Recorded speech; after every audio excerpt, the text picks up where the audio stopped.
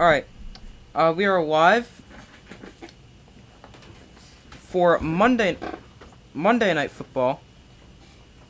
We've got the Commanders and the Eagles tonight. Just let me do this real quick. I know it's not correct, it's from last night. Let me fix that real quick. Quarter 1. I'll put out a poll in 1 second, give me 1 second.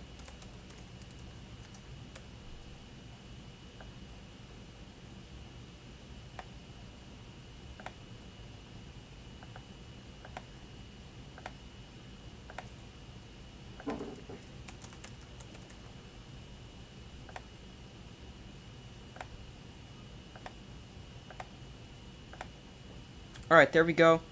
Let me pull up the comments and put out a poll. Let me know who you guys have. And they're underway. Commanders get the kick, and it's good return here from, I believe that's Antonio Gibson, number 24.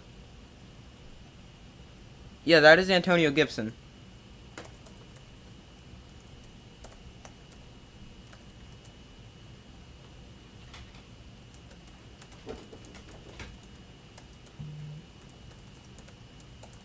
But flag is down on the kick return. So while the officials discuss the flag, I shall pull up the rosters. Alright, the flag holding on the Commanders who were receiving the kick.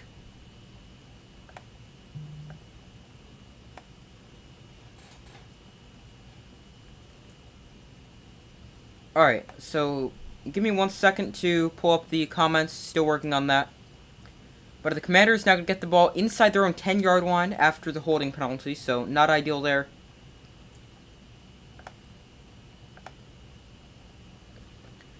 First and 10 from their 8. Heineke in the shotgun. Logan Thomas in motion. Here is the give to Brian Robinson. And he's going to pick up about 3 there.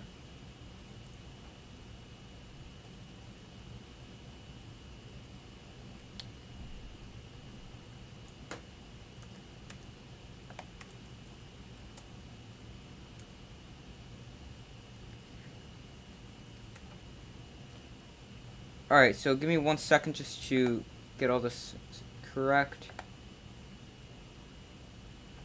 Alright, there we go. 2nd and 7 here for the Commanders. Here is another give to Brian Robinson. This time nowhere to run. He's lucky to get a yard there. And that is going to be difficult for the Commanders because the Eagles have an excellent defensive line and are a great run-stopping team.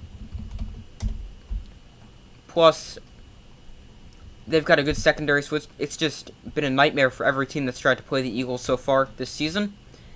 Now a 3rd and 5 here for the Commanders on their opening drive.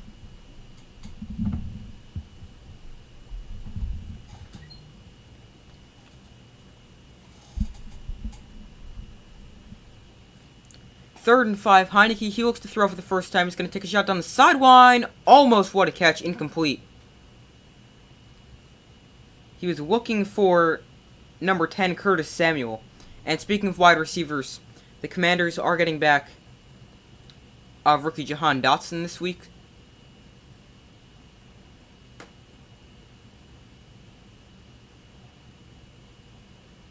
Great job there by Scott to not have a flag thrown, as he didn't make contact until the ball got there. Oh, thanks for reminding me. I meant to do that. And put out a poll. On the return, it's a good return across midfield, but a flag comes in way back by the punter, so that could be a first down for the Commanders.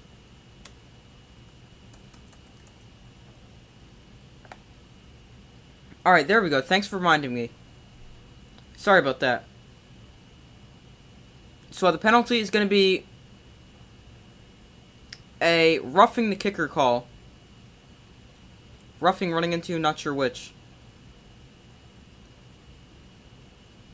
Looks like running into, right there. I'm not sure what they called it, though. Well, field position should tell us. But it is a roughing the kicker. Wow, I don't really think that's roughing the kicker. I think that's more of a running into the kicker type penalty right there, but now the Commanders get a first down at the 27-yard line after the penalty. Heineke, he looks to throw. And under pressure, ball's out. And the Eagles, do they jump on it? Yes, Eagles football. Huge play there by the Eagles defense right after the penalty.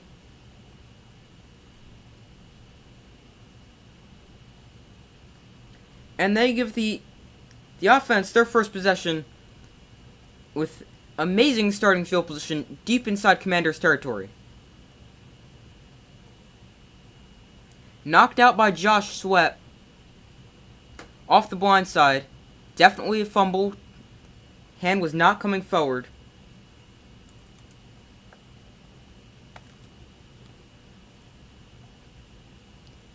The Eagles lead the league with a plus 16 turnover margin. The next closest is the Vikings with a plus 8 turnover margin. That's how good the Eagles defense has been so far. And also the offense not turning the ball over. A.J. Brown in motion. Jalen Hurts on the designed quarterback run. On the draw, Jalen Hurts, good run there. He picks up a little bit more than what's necessary for a first down, getting about 11 there. Excellent start here for the Eagles. And the Eagles, they would be my pick for this game. I'll get to my score prediction in 1 second. But here's the Eagles inside the 10 at the 6. Here's the give to Boston Scott, and he is just short of the goal line down at the 1. But my score prediction, let me check, give me 1 second.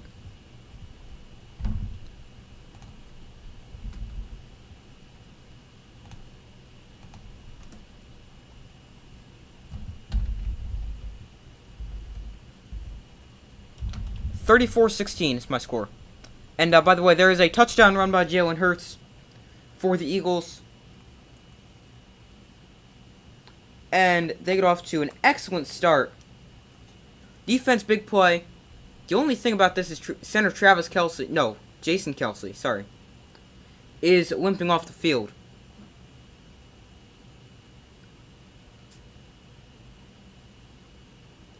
But a quarterback sneak there for Jalen Hurts.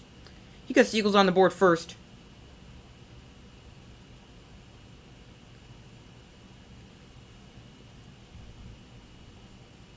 And now for the extra point, on is Jake Elliott.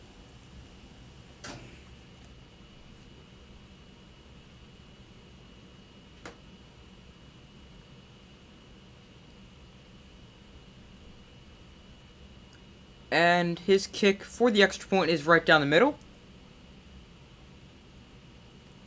And the Eagles get off to a tremendous start, knocking the ball away from Taylor Heineke. And then the offense goes, 3 plays?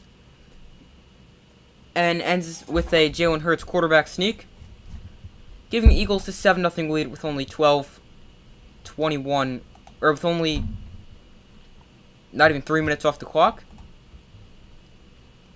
Yeah, 3-play, 18-yard drive there for the Eagles.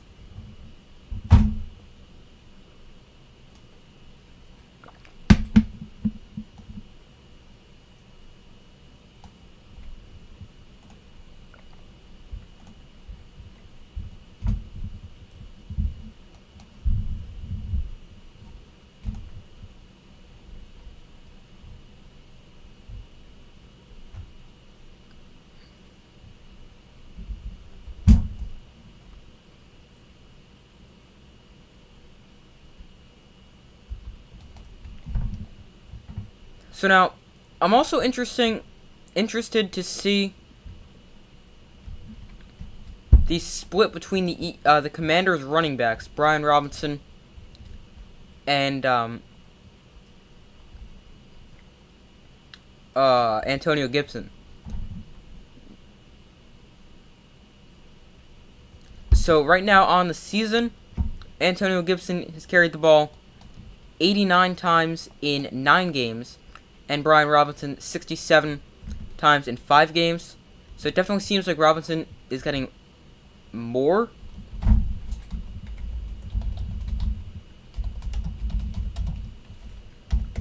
going to check the snap counts real quick. See how they've been recently.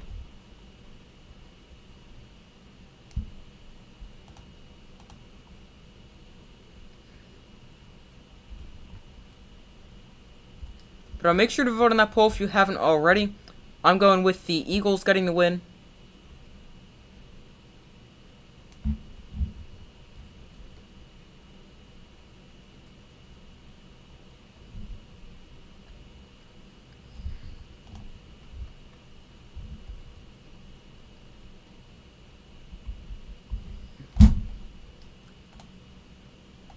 So the Commander is going to get the ball once again after turning it over on their first possession.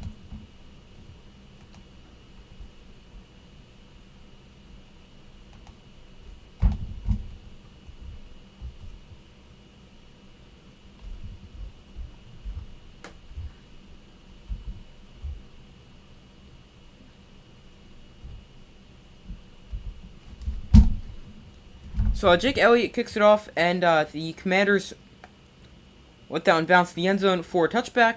So they'll get the ball at their own 25-yard line. The Eagles have gotten off to an excellent start this season. 28.1 points a game.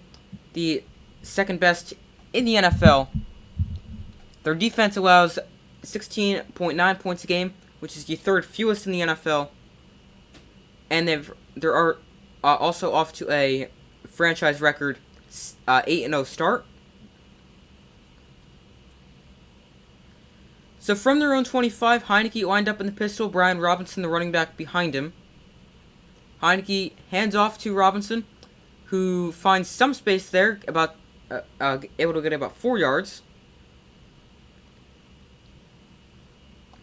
And now the tough part about playing the Eagles' defense is they're so good. They can stop the run. They've got one of the best secondaries in the NFL. The Eagles allowed 35 points week 1 against the Lions, and have allowed, I think it's had like 16 or 17 points the rest of the season. Here's a 2nd and 7 for the Commanders. Logan Thomas in motion. Heineke takes the snap and delayed give to Brian Robinson. And this time, another decent run. He's able to get it close to the first down mark, but it looks like he's going to get marked yards short. And that'll make it a 3rd and 1 after a gain of about 6 yards on that play.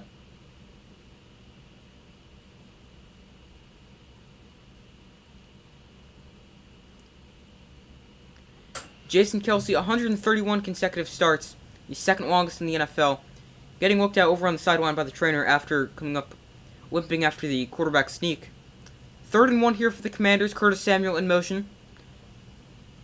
Here is another give to Brian Robinson, and he's got a Commanders first down as he runs for 4 yards there on 3rd and short and moves to 6 for the Commanders.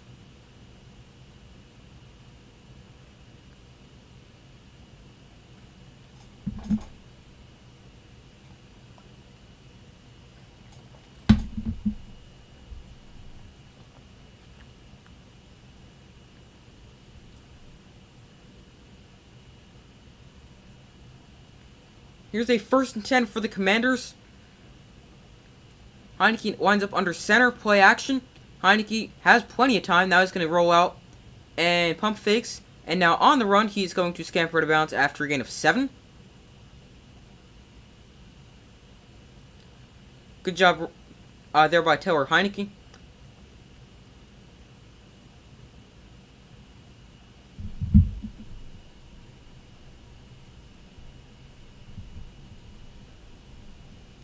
Second and 5 here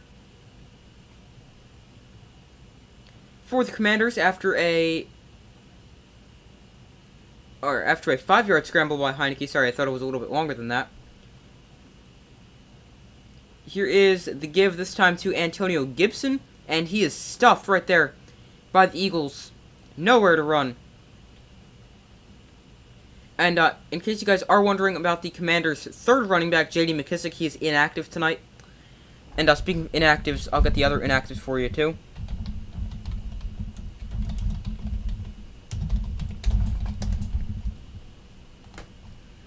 Inactives for the Eagles: Ian Book, Josh Jobe, Trey Sermon, Josh Stills, and Sua Opeta. Probably said that wrong. We'll get to the Commanders in a second. Here's a 3rd and 4 for the Commanders. Another give to Antonio Gibson, and he's going to be able to pick up a Commanders first down. as Commanders started off leaning on the run, and this drive, it's been working. For the Commanders, their inactives, J.D. McKissick, Rashad Wilgoose, Jonathan Williams, David Mayo, Cole Holcomb, Chris Paul, and Cole Turner. First and 10 here for the Commanders, with 8:35 to go in the opening quarter. From their own 48-yard line, Heineke off play action, and he's going to find an open receiver, but it is dropped there by number 82 on the Commanders. That is Logan Thomas.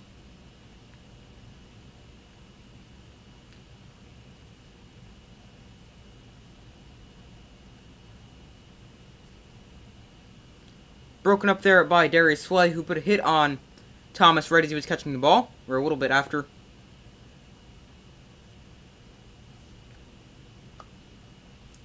So now a 2nd and 10 for the Commanders. Darius Slay, a 4-time Pro Bowl selection, 2017 first team All-Pro. And the Commanders spend their first time out here with the play clock winding down.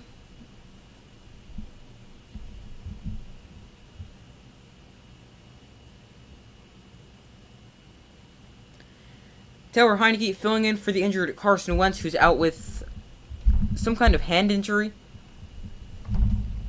As now they're showing the career of Taylor Heineke. Went to Old Dominion, undrafted free agent in 2015, released 4 times by 4 different teams. Vikings, Patriots, Texans, and I believe it was Panthers.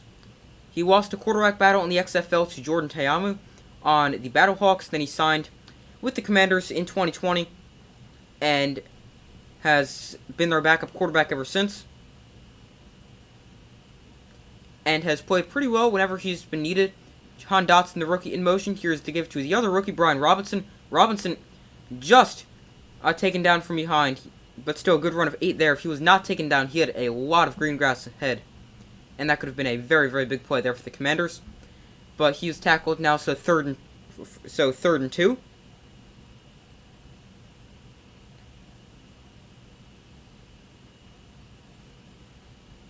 Brought down there by number 97. That is Javon Hargrave of the Eagles. So here's a 3rd and 2 for the Commanders. Another short yardage 3rd down. Play action. Heineke looks to throw. And he's going to fire over the middle and caught by Terry McLaurin. McLaurin inside the 20-yard line. Shoved out of bounds by Darius Slay at the 15. And the Commanders putting together a very nice drive, answering the Eagles' touchdown after their turnover on their first drive.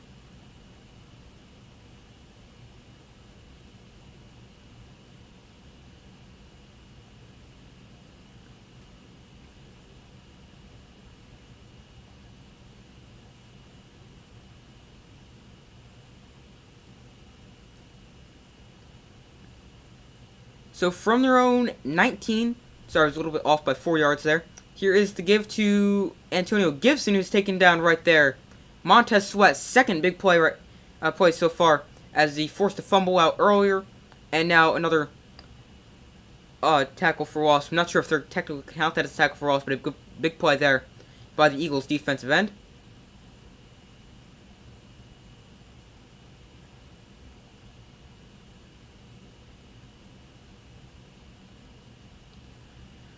Here's a 2nd and 11. Josh Sweat, 8 tackles for loss, 3.5 sacks. The tackles for loss with 8 leads the team.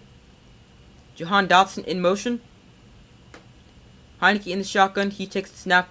Now off play action, looks to throw. He's going to fire out route complete to Dotson, who picks up a Commander's first down and gets the ball down to the 5-yard line.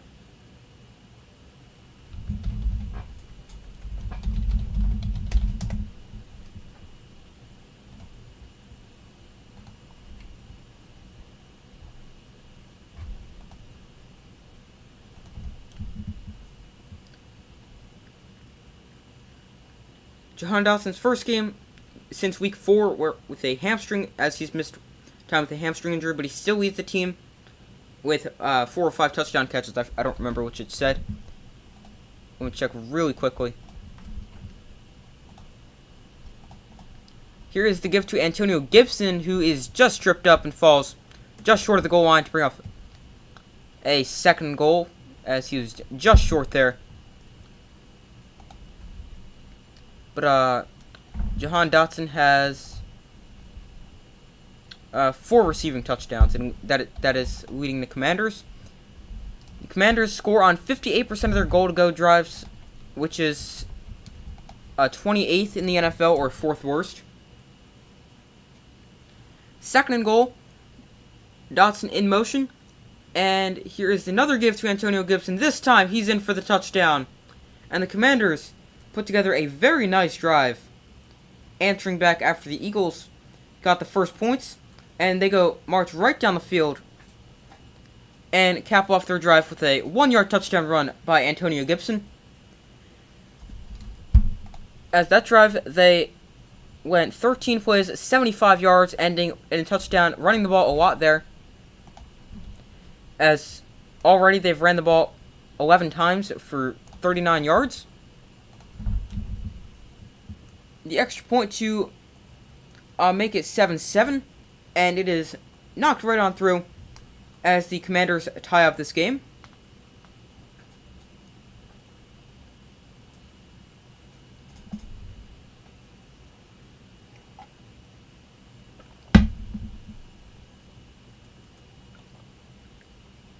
So make sure to vote on that poll if you guys haven't already. So far, 67% of you guys say the Eagles, 33% of you guys say the Commanders. I would have to go with the majority in the Eagles there.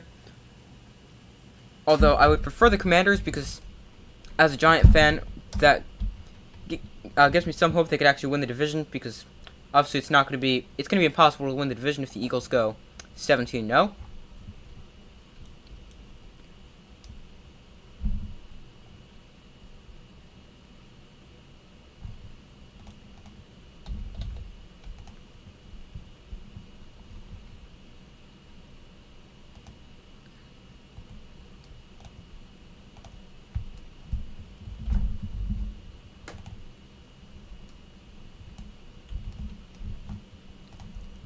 So let's see how the Eagles' offense looks this time, going with or most likely going to have to go a pretty long way after they're not going to be given the ball by the Commanders at the Commanders. Where did they get the ball? At the Commanders' 18-yard line already. But I'll get to my score prediction in 1 second. But you never know, the Eagles could get the ball there with a good kick return. Score prediction. My score prediction today is 34-16 in favor of the Eagles. How about you?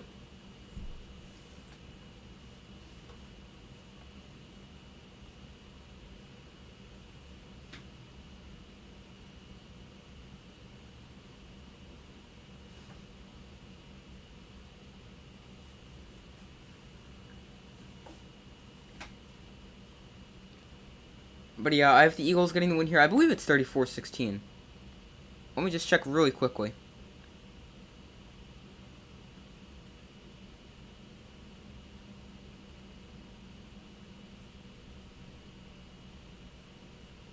Score prediction, yeah, 34-16.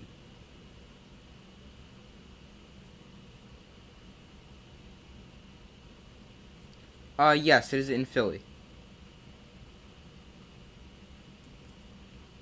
As the first time they played was in Washington,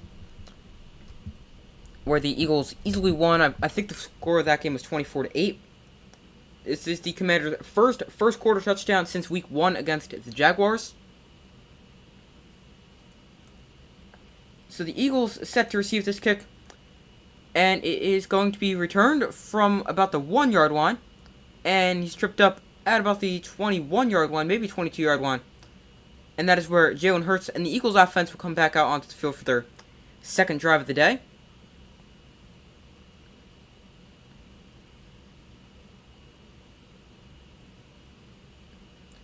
Their players to watch: A.J. Brown and Miles Sanders for the Eagles, Deron Payne and Jonathan Allen for the Commanders.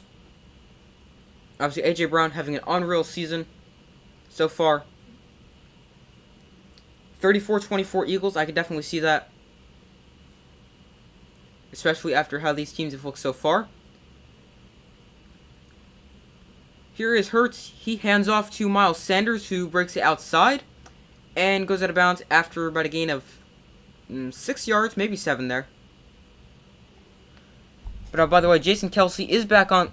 Jason Kelce is back onto the field after going off with an injury before, making his, I believe it's 162nd straight start, which is the second longest streak in the NFL, active to Jake Matthews of the Falcons. Here is a quick throw out to A.J. Brown. He's able to pick up a first down, but he comes off sort of like hopping, and he looks to be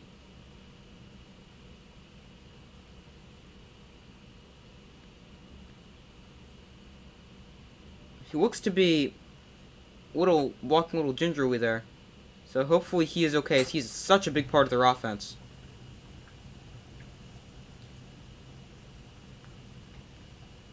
That is something Eagles fans definitely don't want to see.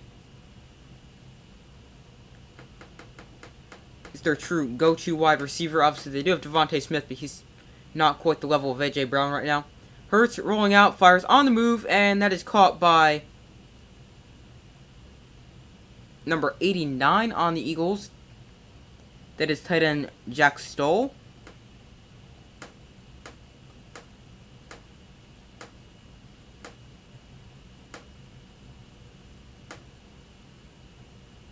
That actually should be an incomplete pass,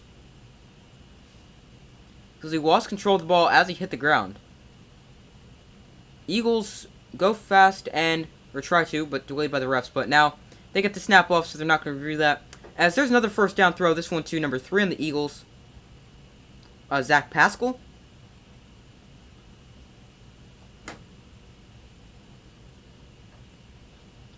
The Eagles have scored a touchdown in 10 straight quarters, which is tied a franchise record. Hurts sidearms one too low, looking for Pascal once again, and that one falls incomplete.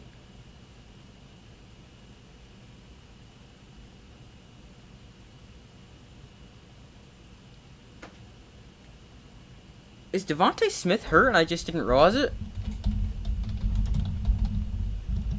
Because I don't seem to see him on the field.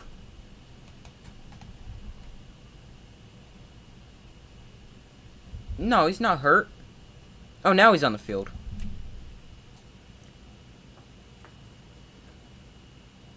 But I believe this is the first time I've seen him on the field today.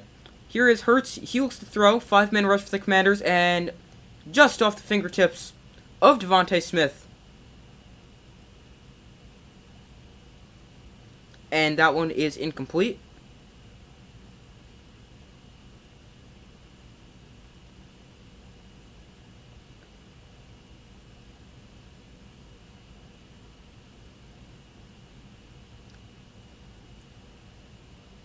So here's a 3rd and 10. The Commanders' defense has allowed opposing teams on 3rd and 10 plus to be 1 for 30. Here's a screen out to Devontae Smith. Whoa, now they're 2 for 31. Because Devontae Smith able to pick up 11 and move the chains there for the Eagles. Now Eagles going with some tempo, no huddle here.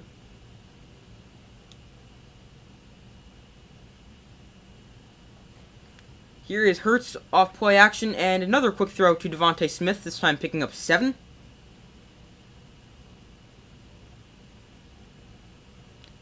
As we have 2 minutes and 10 seconds remaining in the first quarter. Bunch right here for the Eagles. All 3 receivers lined up to the right side. And it is going to be a give to... I could not tell who that was given to. That's Kenneth Gainwell who got the give. But a flag comes in, so let's check that. A.J. Brown now makes his way back onto the field, so that's definitely a good thing to see for an Eagle fan. Or for the Eagles in general. Funny thing is, Eagle fans didn't like Hurts in the beginning, now MVP candidate. And by the way, holding penalty there on Dallas Goedert, their tight end. Oh yeah, he's definitely an MVP candidate now. I mean, I don't necessarily think they weren't liking Jalen Hurts. I mean, he wasn't amazing at the beginning of his career. But I mean, he definitely needed to be given time to like develop, get used to the NFL, stuff like that. Now, as we've seen him develop. He's becoming a great quarterback MVP candidate. Hurts taking a shot down the sideline, and that is incomplete. Penalty flag comes in, probably going to be pass interference. Hurts looking for Devontae Smith down the sideline there, one-on-one.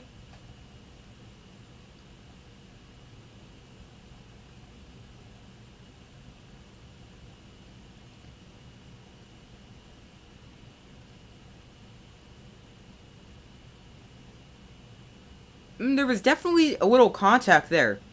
But I feel like the commander defender was in a position where it would not have been caught anyway. They're going to call it anyway.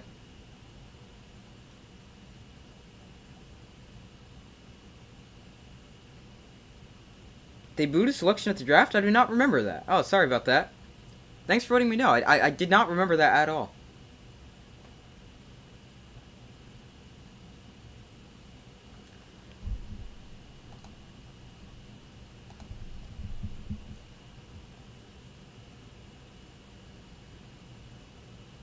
Oh, saying he's more like a third-round pick?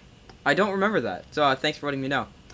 But Commanders' defense have 11 defensive pass interference penalties this season, which is the most in the NFL. Jump pass to the end zone, touchdown! Big play, or not big play, but a creative play call there. As quarterback draw, jump pass for Jalen Hurts right as he got up to the line of scrimmage to a wide open Dallas Goedert. I've actually never seen that play before.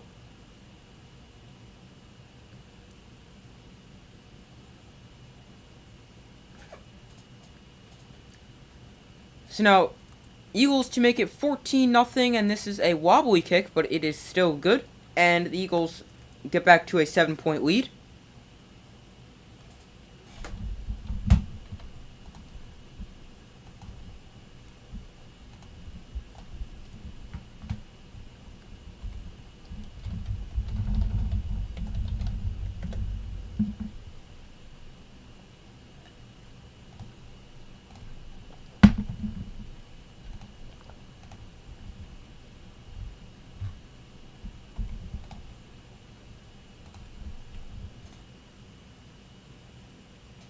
Mahomes doing great as usual. Yeah, he's having a good season once again. Another excellent performance yesterday. Against the Jaguars. As 331 yards, 4 touchdowns, and interception. And now, if I were to say if I were to put together a list of MVP candidates so far, I would definitely have Jalen Hurts, Patrick Mahomes, I guess Josh Allen, although he hasn't been as great in the recent weeks. And I don't really know who else would be in that conversation. I mean, you could have others like Saquon Barkley, Geno Smith, players like that, but they're not necessarily the level of like Josh Allen, Patrick Mahomes, Jalen Hurts in that conversation so far.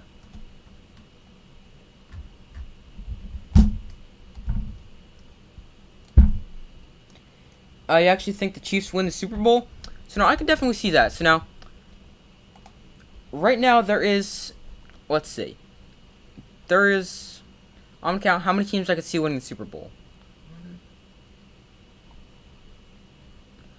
I would say I could see the Bills, probably the Dolphins, the Ravens, Bengals, so that's 4.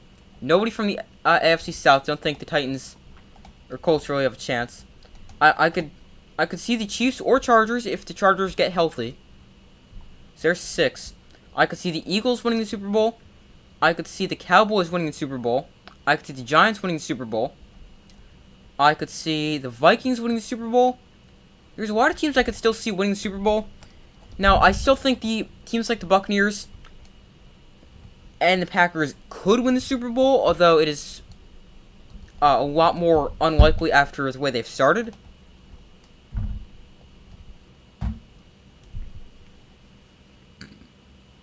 But my four Super Bowl favorites right now would be Chiefs, Bills, Eagles, and Vikings.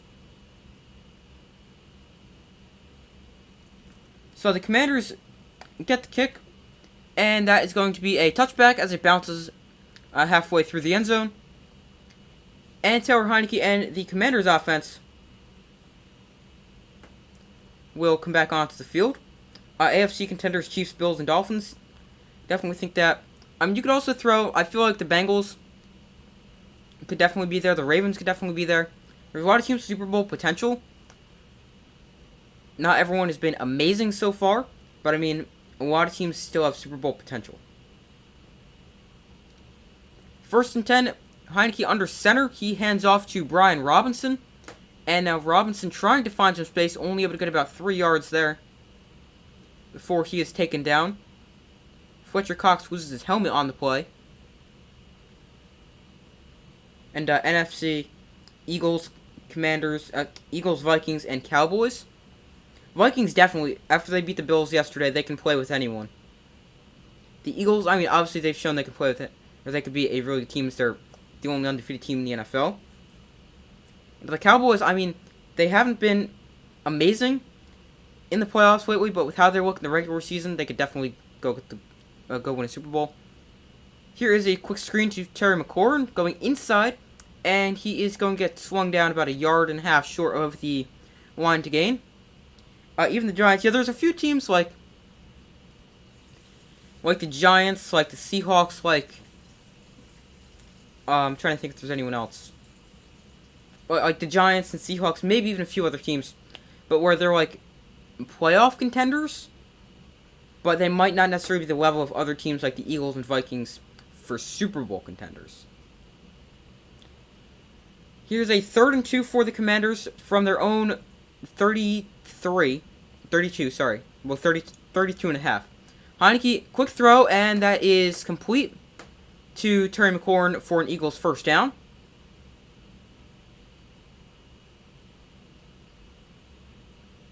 Barkley Pro Bowl, yeah, definitely. I mean, he's having a unreal season so far. Leads the NFL in rushing yards.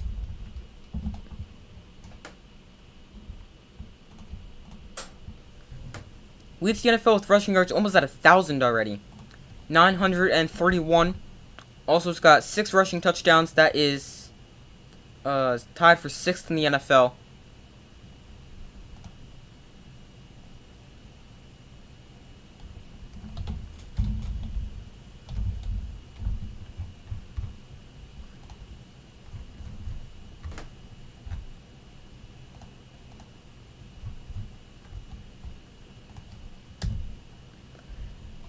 And he hasn't necessarily been like a super amazing receiving back so far, but I mean also we know what he can do in the pass game. Almost 200 receiving yards on about 36 targets. 29 catches.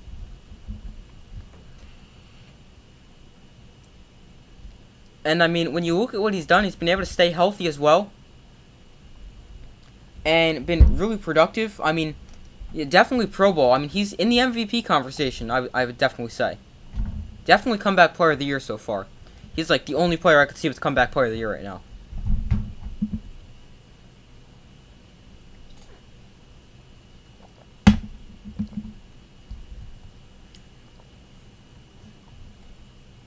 Oh, Tua would also be in the MVP conversation. Just realized that.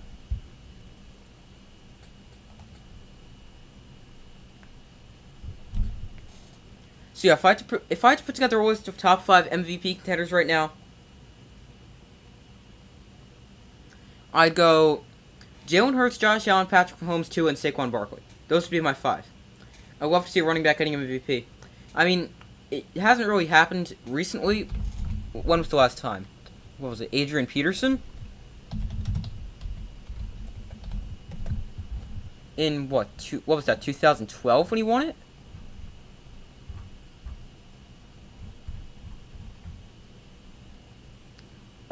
Yeah, the last time a running back won MVP was Adrian Peterson in 2012.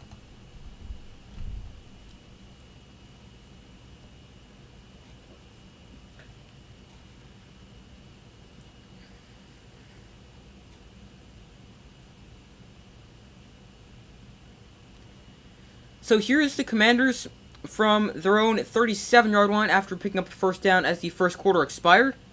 Heineke looks to throw. He's going to fire downfield and complete one to tight end Logan Thomas. And it's going to be close to a first down.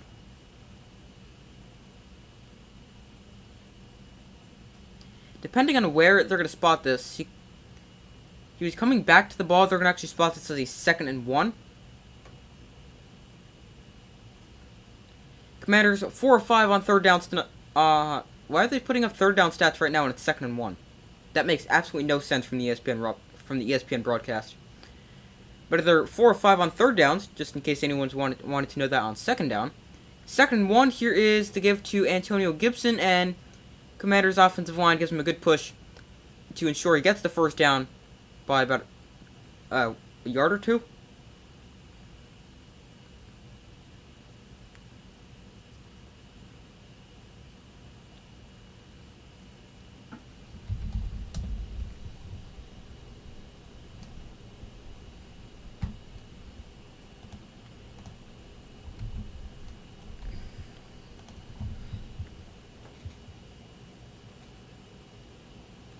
First and 10 here for the Commanders. Heineke off play action looks to throw, and he's going to take a shot down the middle, way too high and behind Terry McLaurin.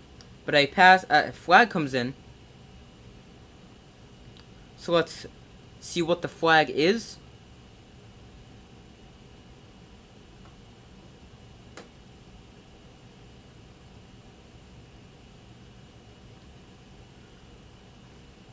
It is going to be an illegal contact penalty, so that'll give the Commanders a first down. It's on Darius Slay.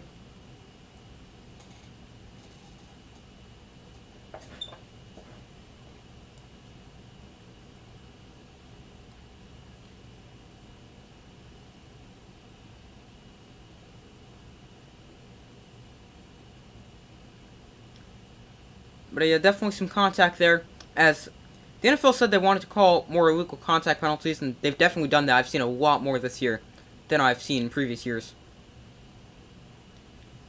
Here's a first down for the Commanders, now in Eagles territory after the penalty. Here's the give to Brian Robinson. He bounced it outside, makes one guy miss, and is able to get about 2.5 yards there.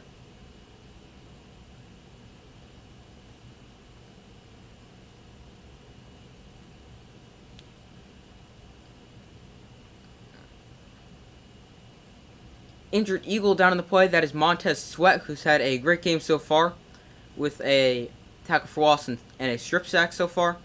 So hopefully he's okay.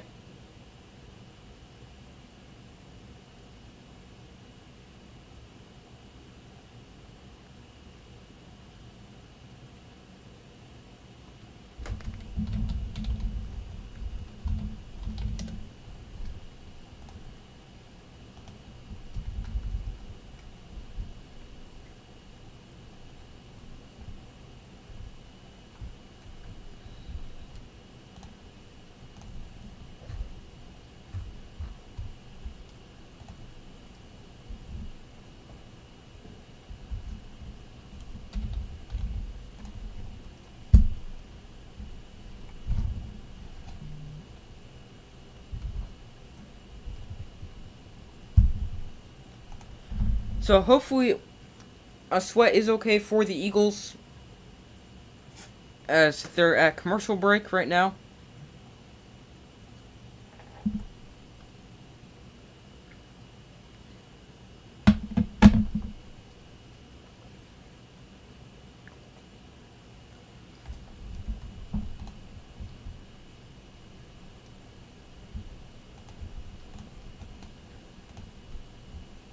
Let me just check something really quick. Give me 1 second.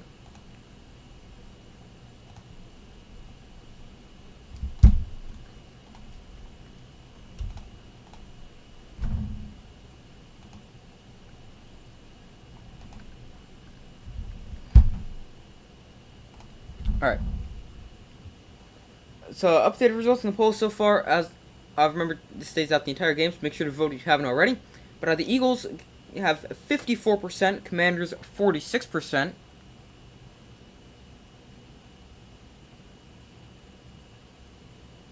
I would once again side with the majority there. Or continue to side with the majority there, I should say.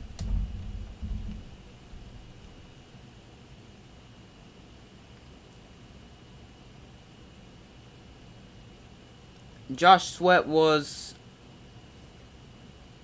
able to sort of walk off the field.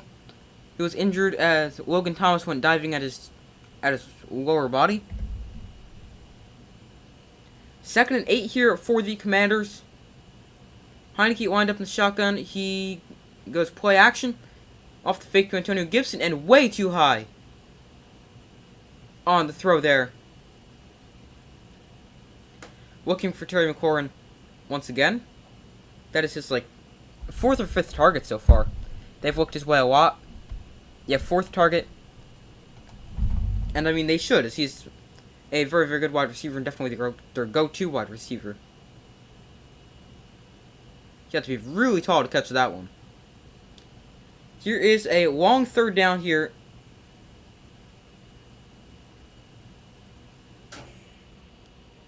Third and 8. And it is a completion on the throw to Terry McLaurin, who gets down to the 30-yard line. Devontae Smith won the Heisman playing receiver. Yeah, but now the reason receivers you don't really see receivers winning MVP or receivers winning the Heisman that often. Obviously, that's an exception. Is because obviously the quarterback needs to get the receiver the ball. So if the receiver's got a good season, obviously the quarterback has a good season.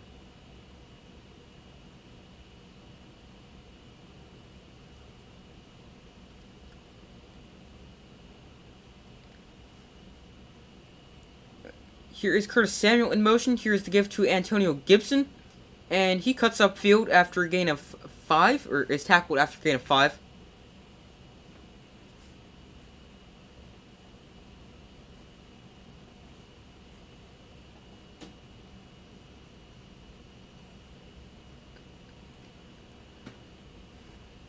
So here's a 2nd and 5 for the Commanders after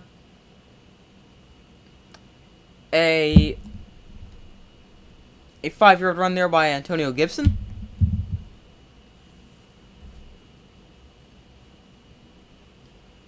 Here's the give to Brian Robinson, and he is going to be short of the 1st down by about a yard. Maybe 2 yards. Is he playing good this year, in my opinion? Like Devontae Smith, you mean? Obviously, he's not the number 1 wide receiver for the Eagles, but hasn't shown he can be a number 1 wide receiver yet. But when you look at his stats, 40 catches, 442 yards, and 2 touchdowns, just not bad, doing what they need him to do. Having a solid season. 3rd and 1, 5 of 6 on 3rd downs for the Commanders, averaging 3.7 yards to go this one. A short yardage situation. Heineke in the shotgun, Brian Robinson the running back, and Robinson gets the carry, and he is stuffed right there, nowhere to go. Maybe got back to the line of scrimmage. And now let's see what the Commanders decide to do on 4th and 1, if they kick the field goal or if they have to go for it. Because they're definitely in field goal range. Because they're at the 30-yard line. No, 20-yard line. 11-play, 54-yard drive so far. 4th and 1, going to keep the offense out there for the Commanders.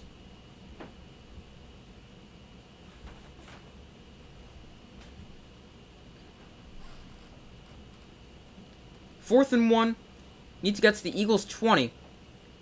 And it is going to be a delay of game penalty. So that'll back them up, and now they're going to be forced to kick a field goal.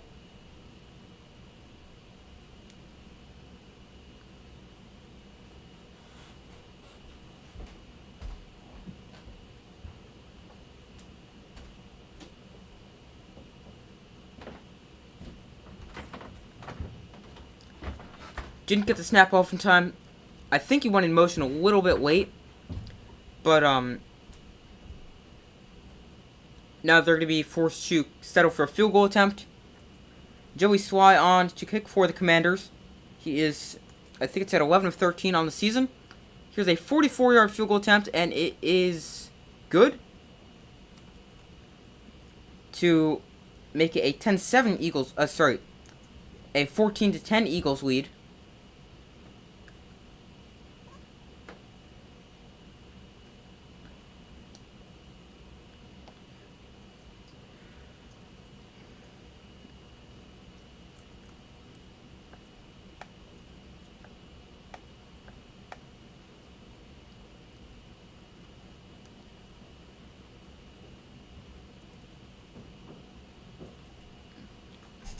So the Commanders with two pretty good drives, aside from the fumble on the first drive, as they've gone 13 plays, 75 yards touchdown, and 12 plays, 49 yards, kicking a field goal.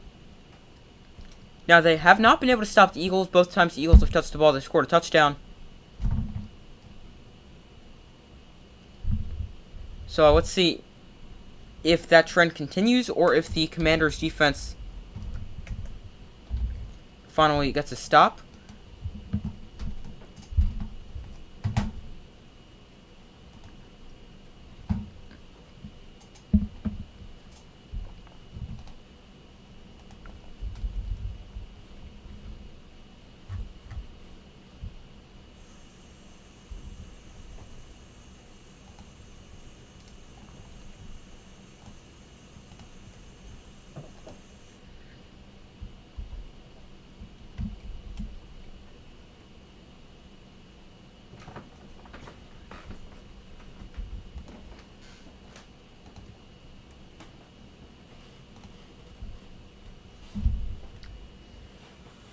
Alright, so I'm going to go ahead and move this ball marker over from the Commanders to the Eagles, as the Eagles will be set to receive this kick once they come back from a commercial break.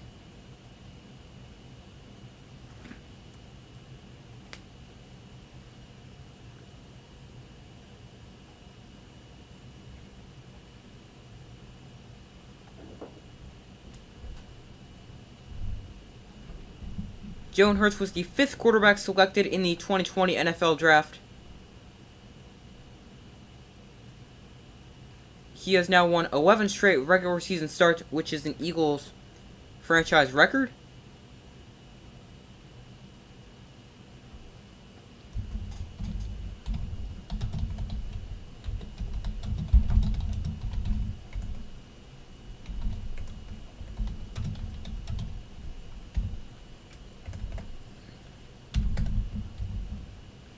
But that kick is a touchback, so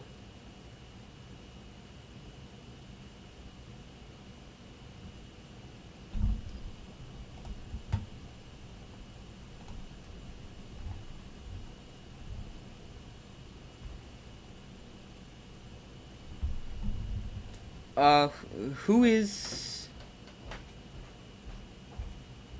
What do you mean by your question? Not sure I understand it. But the quarterback selected ahead of Jalen Hurts. By the way, he's throwing here, and that is knocked away, looking for Devontae Smith on first down. But quarterback selected ahead of Jalen Hurts there, Joe Burrow, Tua, Justin Herbert, and Jordan Love.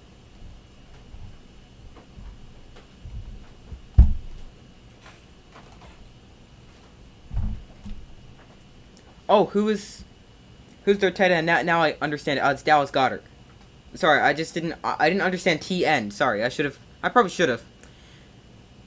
Hurts empty backfield here. He looks to throw. Free rusher off the edge. He's still able to get it out to Devontae Smith for his 3rd catch on 5 targets.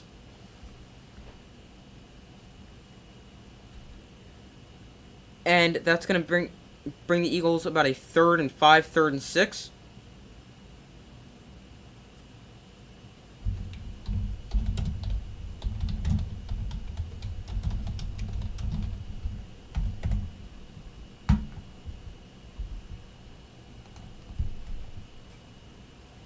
Third and 5 here for the Eagles.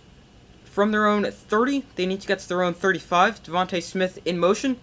Hurts looks to throw. Commanders bring a blitz. And Hurts finds Devontae Smith for an Eagles first down. Up to about the 44-yard line.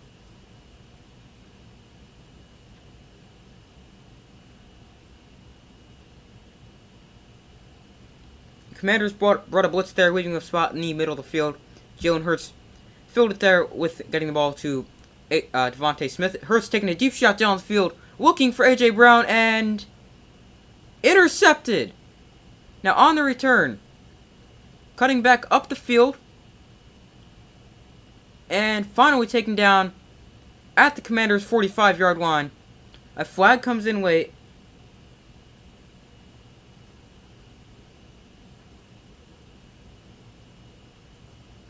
So let's see what this flag is. Make sure the interception stands. But Hurts looking deep for A.J. Brown into double coverage.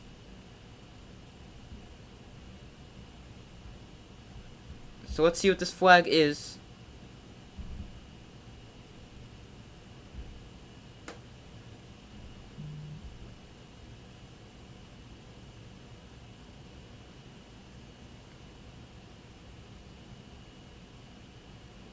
Oh, A.J. Brown really needed to catch that right off his fingertips. Fly, Eagles, fly, yeah. Not flying after that interception, but, and, Washington gonna keep this close. So far, that's looked like it's going to.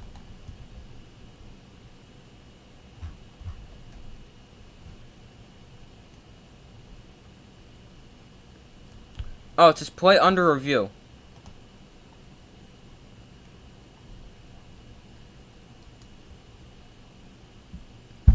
But A.J. Brown should have caught that pass.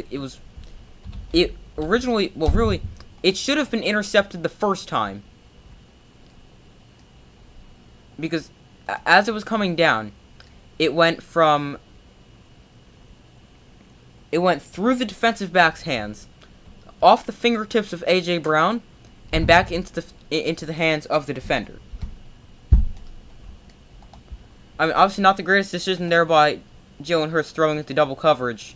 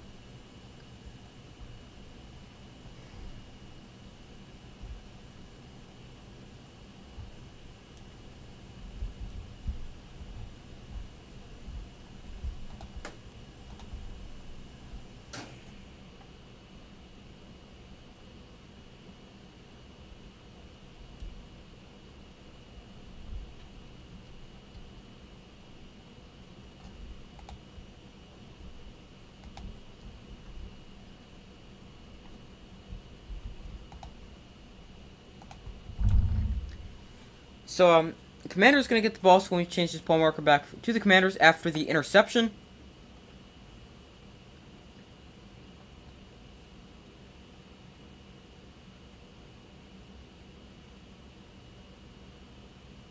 Alright, so the interception stands, but the return does not, as apparently he was touched down there by A.J. Brown. And now the Commanders, not great starting field position, starting at their own 14, but at least they're going to get the ball and stop the Eagles from making this potentially a 21-10 game. Heineke under center. He hands off to Brian Robinson, who is able to pick up 5 there on a first down run.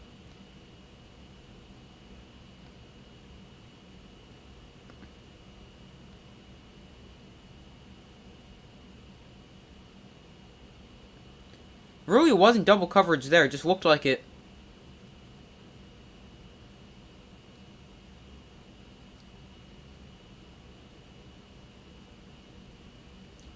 But, just good closing speed there by the Eagles' safety. The Commander's safety.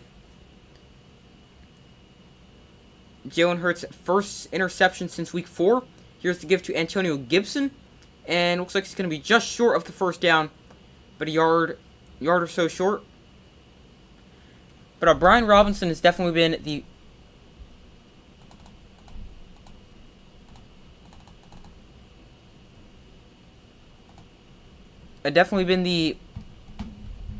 lead back so far.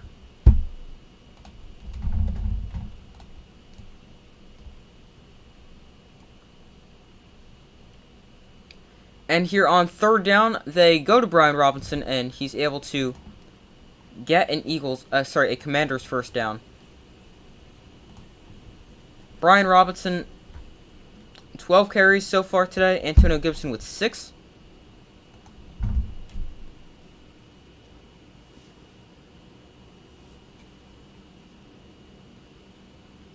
No, sorry, 13 carries for Brian Robinson for 45 yards. First and 10 here, Heineke winds up under center off play action. He looks to throw, and he fires, and that is knocked away. Looking for 89 on the Commanders, that is Cam Sims. But great defensive play there by the Eagles, as that one is incomplete.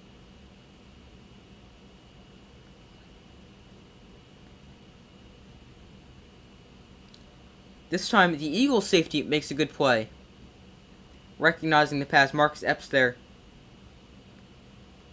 makes a good play for the Eagles. Second and 10 from their own 25. Heineke in the shotgun. Curtis Samuel in motion. Here is the give to Antonio Gibson, and he is able to run for about 4 yards there on second down to make this third and medium.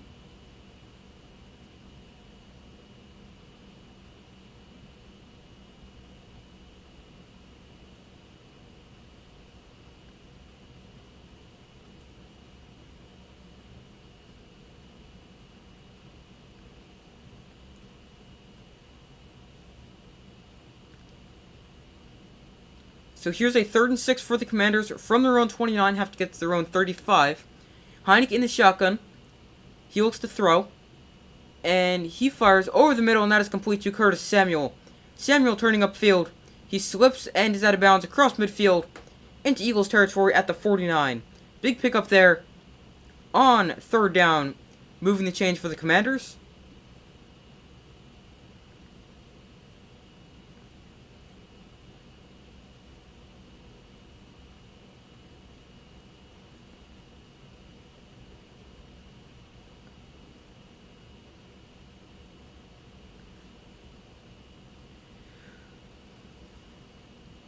Taylor Heineke, 7 of 11 so far. Bad snap way over Heineke's head, and he is just going to throw this one away.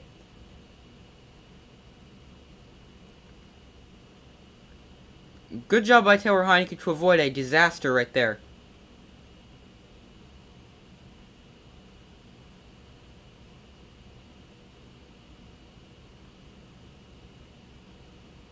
That snap way over Taylor Heineke's head. Lucky to get a hand on it, otherwise it might have kept going, as he slowed it down a little bit. But scoops it up and throws it away, keeping this as just an incomplete pass.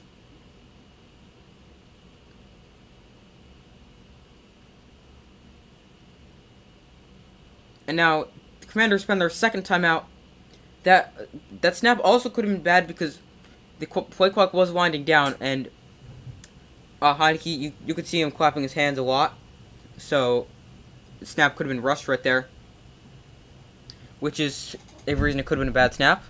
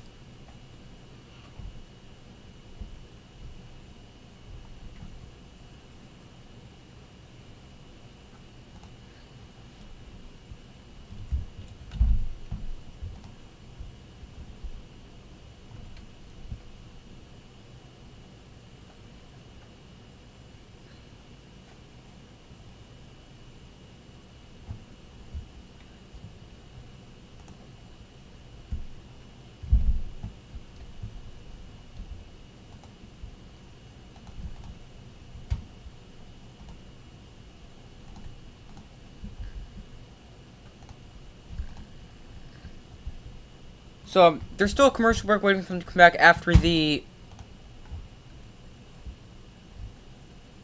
timeout taken.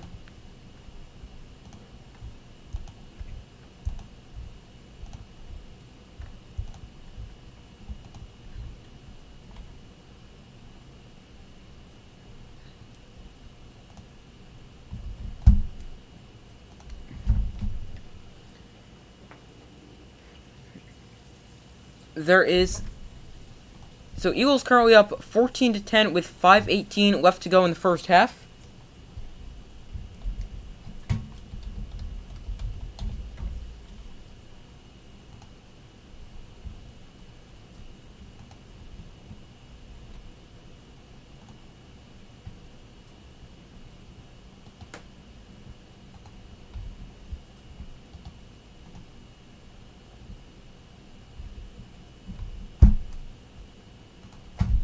Alright, so they're back after their commercial break after the Commanders' timeout. Now they've only got one remaining here in the first half after they also spent a timeout in the first quarter because of the play clock winding down. Curtis Samuel now lined up as a running back. As Heineke winds up under center, the give goes to Curtis Samuel, who bounces the give outside, and he's able to run for about 4 or 5 yards there. It's like they're going to spot him out of bounds after gain of 4. Curtis Samuel, 13 rushes out of the backfield, which is second among wide receivers to Deebo Samuel's 21 carries. Curtis Samuel is a very good rusher, Deebo-like player, just had not been able to stay healthy last season.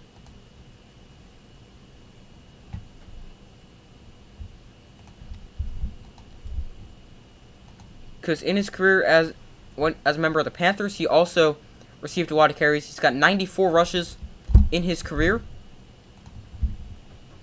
Here is 3rd and 5. Heineke looks to throw, and he zips one to the outside and complete to Terry McLaurin, who's come up big in several key third downs.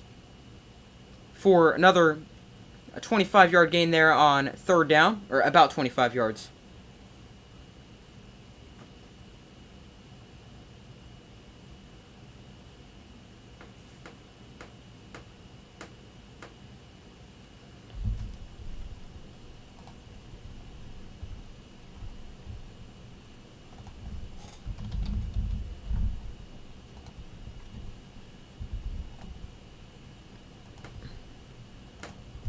Terry McLaurin,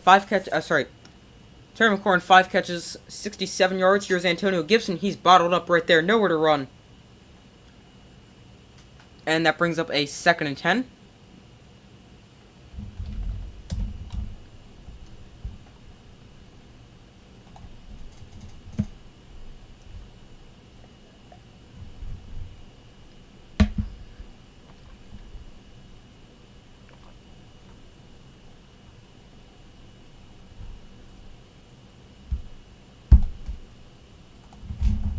Here is a 2nd and 10. Commanders held the ball for 4 times longer than the Eagles, but still have the lead. Heineke to the end zone, looking for Terry McLaurin. That one incomplete, and brings up 3rd and 10.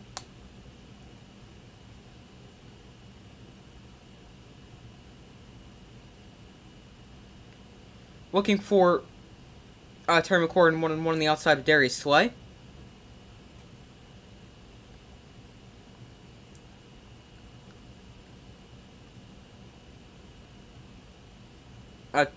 Chauncey Gardner-Johnson also came over there, as he was like the over-the-top safety there. So that's why it looked like double coverage there. 3rd and 10 for the Commanders. 8 of 10 on 3rd downs, averaging 3.5 yards to go. This time a lot more, but almost able to pick it up. I thought he was going to be able to get it. Terry McLaurin about a yard short, and a big tackle there by the Eagles defense. The Eagles have done a good job of forcing 3rd downs today. They just have not really been able to stop them on 3rd down. Here's a good example of them being able to stop them as they stop Terry McLaurin about a yard short. Now, another decision here for the Commanders. They lined up to go for it and didn't get the snap off in time the first time. So they were forced to settle for a field goal. 4th and 1. They lined up to go for it once again. Heineke under center. And it's a jet sweep to Curtis Samuel, and he's got the 1st down.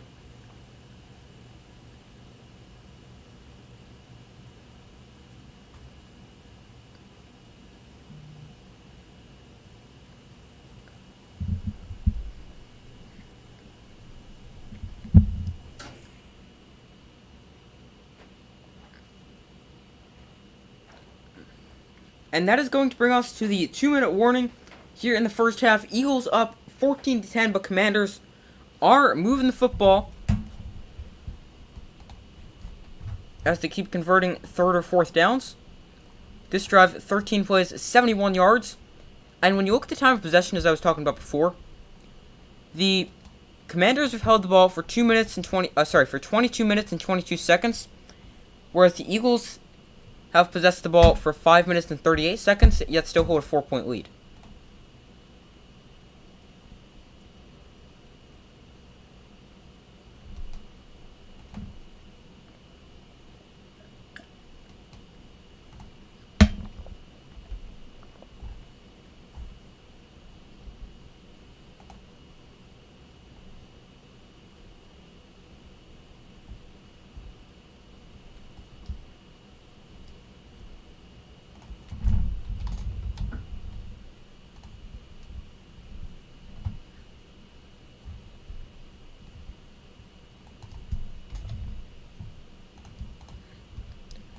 So 2 minutes to go in the first half here.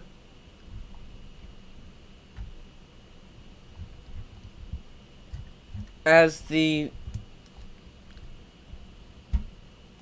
Commanders are on the move.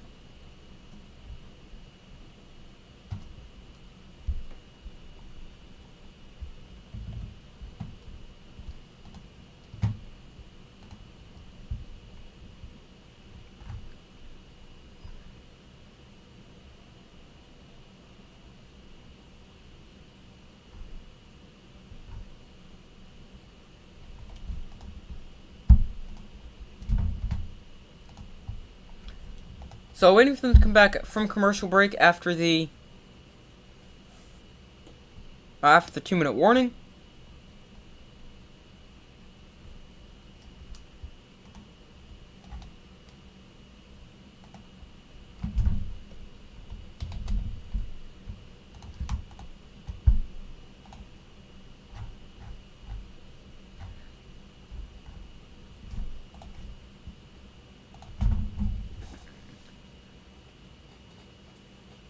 Alright, so they're back after the commercial break. 2 minutes to go in the first half. Eagles currently lead this one 14-10, but Commanders in the red zone at the 15-yard line. Heineke wound up under center. And he hands off to Brian Robinson, who is dragging several Eagle defenders and gets a big run there with Eagle defenders draped all over him as he runs for 11 there on first down.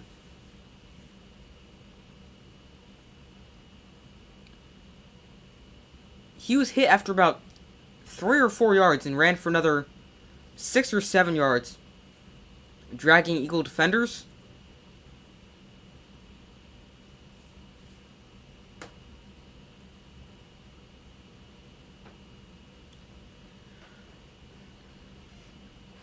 The Eagles spend their first time out there, stopping the clock with 1:49.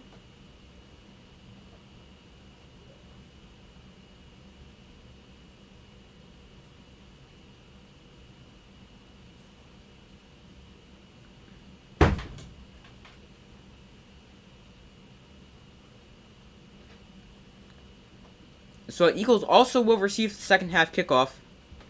So 1:49 to go. Eagles spend their first time out, stopping the clock there.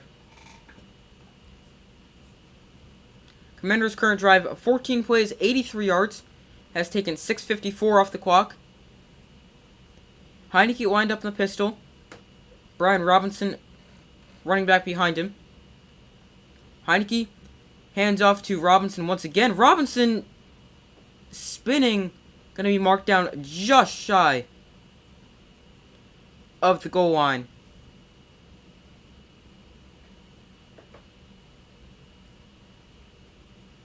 Well, I'm not sure.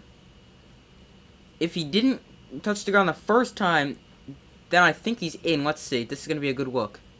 Hand down. Is that calf touch? Oh, his shoulder's down. Never mind. But let's see. His calf, that's really close. Or like the leg. The elbow's down at the 1-yard line when the ball's at the 1. So he is definitely going to be just short. Second and goal here for the Commanders.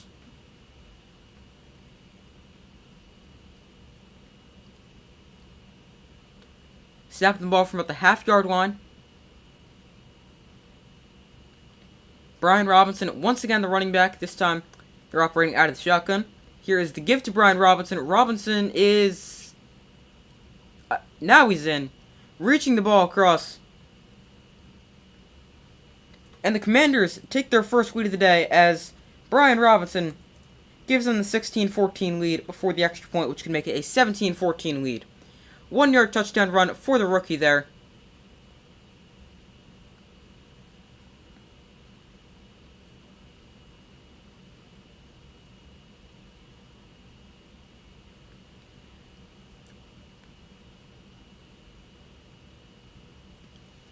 Good effort there to get in the final drive. 16 plays, 86 yards, took 7:04 off the clock. Eagles still with plenty of time, minute 39. The extra point is good to make it a 17-14 Commanders lead.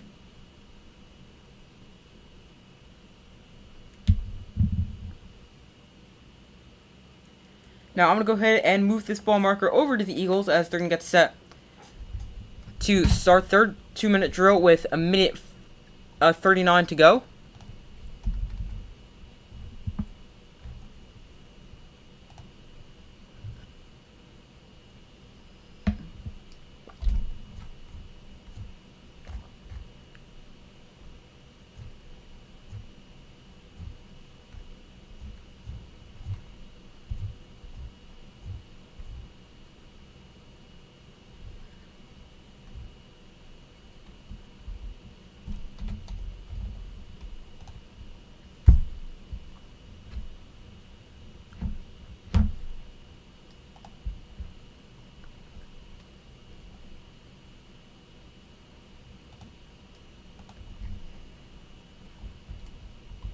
So definitely plenty of time for the Eagles, as they've got a minute 39 to work with after the kickoff.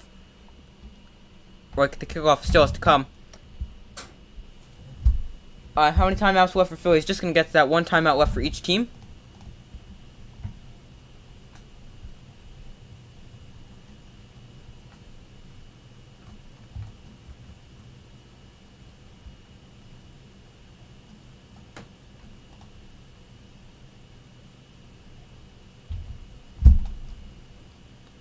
So I was still waiting for them to come back from commercial break. But yeah, each team with one timeout left to go.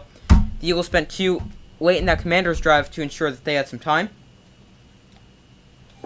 to put together a 2-minute drive right now.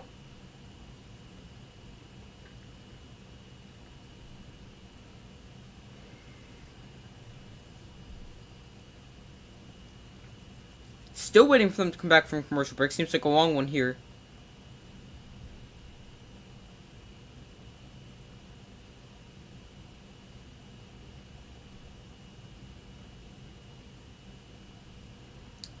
Did I catch the highlights of the Vikings-Bills game? Yes, I did. I did that. I went and watched that right after I finished streaming last night. Yeah, I did. That was a really good game.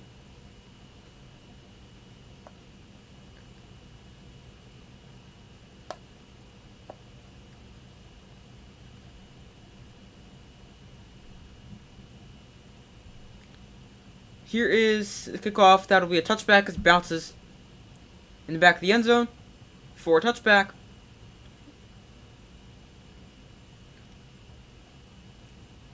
So now Jalen Hurts and the Eagles have a minute 39 to work with here before the half.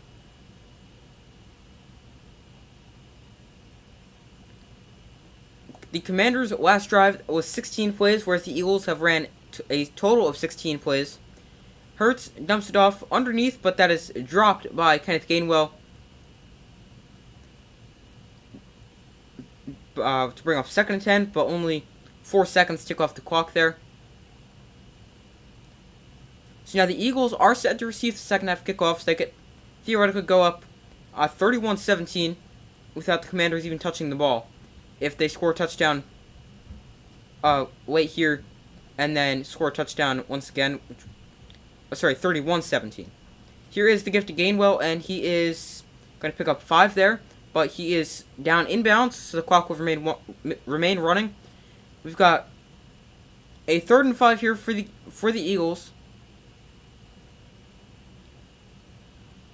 Hurts takes a snap, looks to throw. He fires, looking for A.J. Brown. Brown had slipped, and that brings up 4th and 5.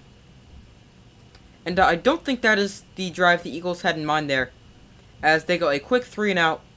A.J. Brown just running a simple, I don't know what to call that, just stop route there. And as he was turning to look for the ball, he slipped. He's got 3 targets today, 1 catch for 7 yards. And the Commanders will now get the ball back, so I'll put the ball marker back over by them, as they force a punt, and their defense comes up big, forcing a big 3 and out. And now the Commanders have the opportunity to go up potentially 24-14 before the half. Fair catch called for at their own 30-yard line, and that's where Taylor Heineke and the Commanders offense will come onto the field with 1:06 to go.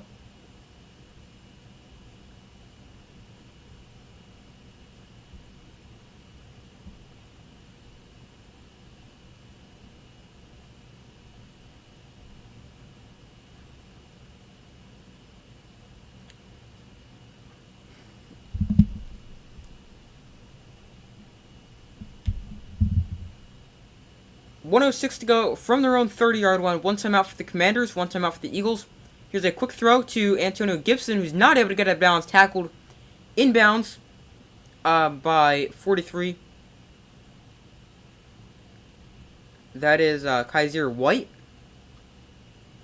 Antonio Gibson, slow to get up there on the sideline.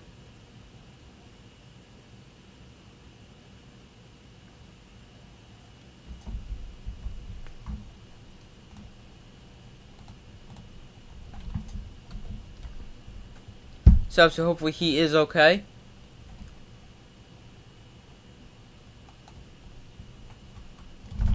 So they go to commercial break as they deal with the injury.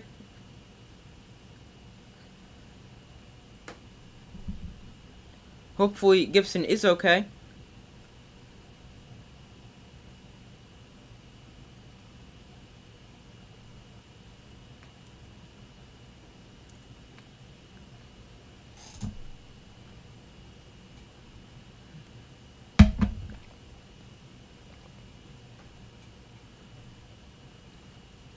Gibson is able to walk off the field, which is a good sign. But that does force the Commanders to use their 3rd and final timeout. So now they'll have to go the rest of this drive, 57 seconds to go with no timeouts.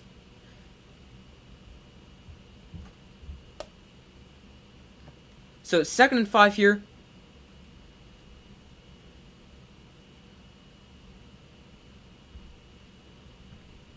Heineke in the shotgun. Brian Robinson, the running back, lined up to his left. Logan Thomas, the tight end, in motion. Heineke fires quickly to Logan Thomas, and he is once again taken down inbounds by Kaiser White, same player. And now a 3rd and 2 here, 45 seconds to go for the Commanders. Heineke, he's going to keep it here. And he's going to dive forward down at the 45. And it looks like they're just going to spike it here with 25 seconds left. And that is exactly what they do. Now, I don't necessarily understand that read option play. Because, I mean, you pick up the 1st down, yeah. But I'd probably throw the ball. See if you can get a bigger play. Or... I mean, it sort of makes sense because not everyone's going that far from the line of scrimmage. But, I mean, it just doesn't make sense to run a play that stays inbounds there and you waste some time. But 25 seconds to go. Operating from their own 44, so not quite in field goal range yet, not even in Eagles territory. Heineke, he looks to throw. And he fires, again, over the middle, caught by number 2 on the Commanders, that is De'Ami Brown. And they're going to spike this with 9 seconds to go. I wonder if the Commanders have ever heard of getting out of bounds, stopping the clock. Because they haven't done that this drive. I mean, they had 2 plays that tried to do that.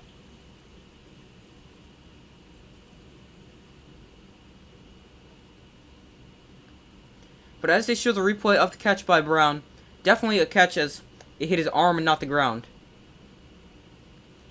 2nd and 10 here, you probably got, well, you have 2 options. You have 2 shots at the end zone, or you have a play to get further, or a play to get in field goal range. Heineke going to have all day to throw a one-man rush for the Eagles. That is Fletcher Cox. Now he rolls out and fires. That is incomplete. And they're going to come on, send their kicker, Joey Swy, on, or Swy, not sure how to say his name, on to kick a 57-yarder.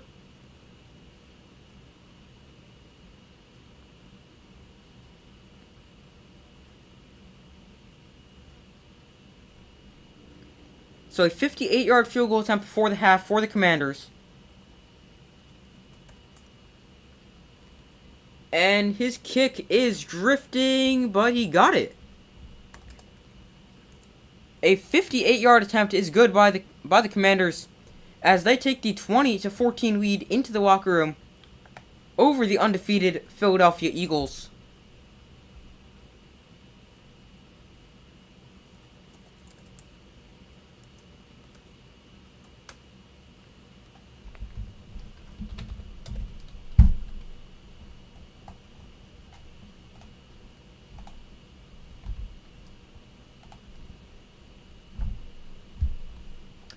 Alright, so I'm going to go take a very short break as I do at the halftime of every live stream.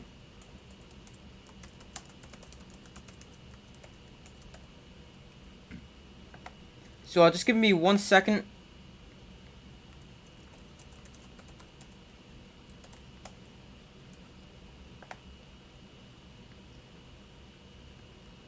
But I'm going to go take a very short break. When I come back, I will let you guys know my updated score prediction if I still think the Eagles, and if I still think the Eagles will get the win.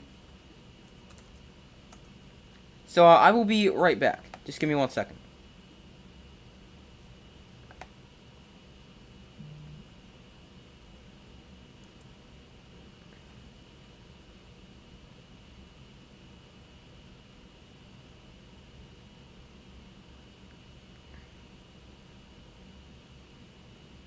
Alright, so I'm going to go take a very short break, and I will see you in a few minutes.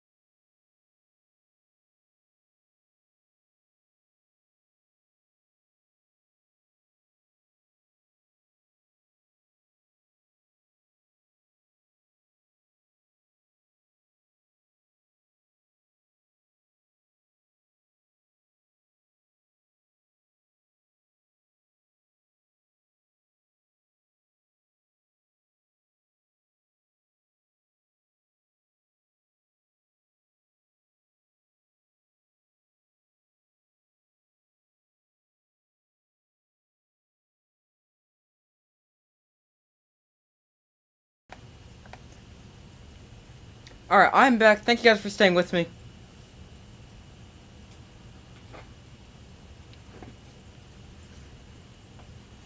But, so my updated... Yeah, sorry, I just wanted to make sure I turn my microphone back on. But on my updated score prediction and my updated prediction. So, we currently have the Commanders leading the Eagles by a score of 20-14 as we have reached halftime.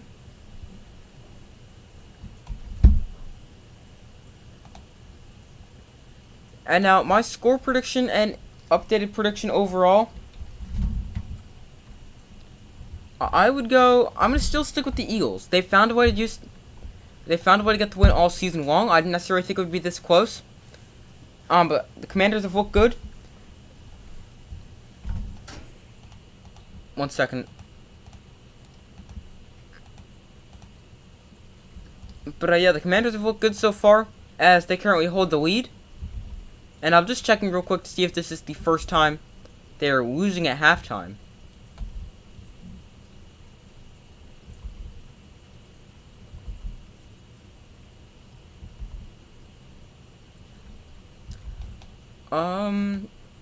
Yeah, that's the first time all season the Eagles are down at halftime. They've been tied at halftime, as they were tied last week against the Texans. But first time this season they're losing at halftime. So that could definitely be telling you something. But I'm going to stick with the Eagles. They found a way to get the win all season long. Whether it's been coming back, whether it's just been dominating, like they did against the Commanders the first time these two teams met. But I'm going to stick with the Eagles getting the win. And as far as my score prediction, let's go 28-27. I'm right now between 28-27 and 28-23.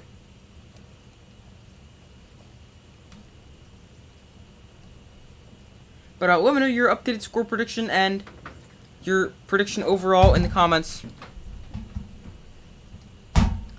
And I just realized this still says quarter 2. It's supposed to say half.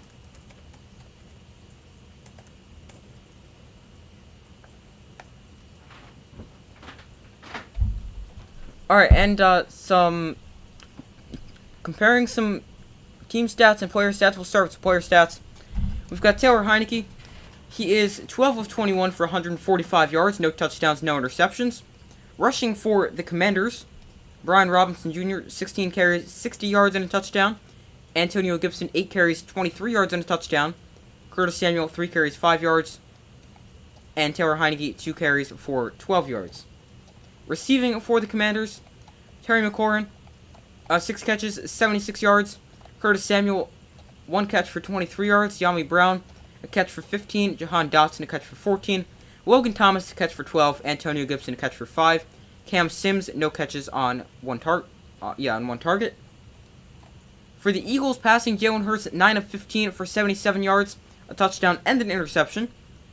Rushing-wise, they've only ran the ball 4 times. Jalen Hurts, 2 carries for 13 yards. And Miles Sanders, 1 carry for 6 yards. Boston Scott, 1 carry for 5 yards. Receiving-wise, for the Eagles, Devontae Smith, 4 catches, 38 yards. Jack Stoll, 1 catch for 11 yards. Zach Pascal, 1 catch for 10 yards. A.J. Brown, 1 catch for 7 yards. Dallas Goedert, 1 catch for 6 yards. And Kenneth Gainwell, 1 catch for 5 yards. And obviously, as you can see, just going over the stats real quick for the Eagles, obviously they haven't really ran a whole ton of plays, only 19 plays, while the Commanders have ran 51. But now comparing some team stats, the Commanders have had 18 first downs, the Eagles have only picked up 9. Total plays, the Commanders, I just said, have run 51, Eagles have 19. Total yards, Commanders at 235, Eagles only at 101. Commanders with 5 total drives, Eagles with 4. Yards per play, Eagles at 5.3, Commanders at 4.6. Passing yards, Commanders at 135, Eagles at 77. Rushing-wise, Commanders at 100 rushing yards, whereas the Eagles are at 24. red zone, each team 2 for 2. Penalties, 3 penalties for 43 yards for the Commanders, 3 penalties for 30 yards for the Eagles. Each team's turned the ball over once, and time of possession has been dominated by the Commanders as they've possessed the ball for 23 minutes and 49 seconds. The Eagles have only had it for 6:11. So, quarter 3 set to start. Eagles are going to get the ball, and I'd like to see them run the ball a little bit more, and just possess the ball. Don't be running another 15 plays this half. Possess the ball is what I'd like to see the Eagles doing. And it's also going to give your defense a break. I mean, they're coming out of halftime. But the defense has been on the field for 20 minutes of the 22 of the 30 minutes so far. No, that's not right. Alright, the point is a lot. It's 6:11. I just read it. It's 23:49 of 30 minutes in the first half.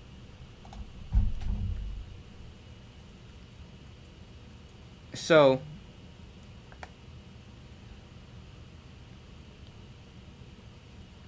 obviously, by possessing the ball, you give your defense a little bit of a breather.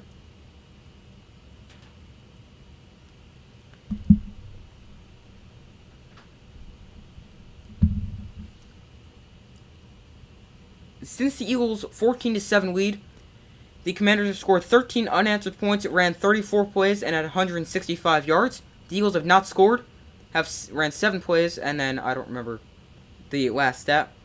The Eagles' first 4 plays were runs. Here is a run. Their 5th rush of the day, Miles Sanders gets 3. And then their next 15 plays were passes. So, this is also the Eagles' first time trailing in the second half this season. And they entered the game as the only team not to trail in the second half this season. So, obviously very impressive. Now they look to come back down 6 as they come out of the half. Jalen Hurts, he looks to throw, and he fires quickly to Devontae Smith, who is able to get about 4 yards there before he is taken down. So now a 3rd and short for the for the Eagles.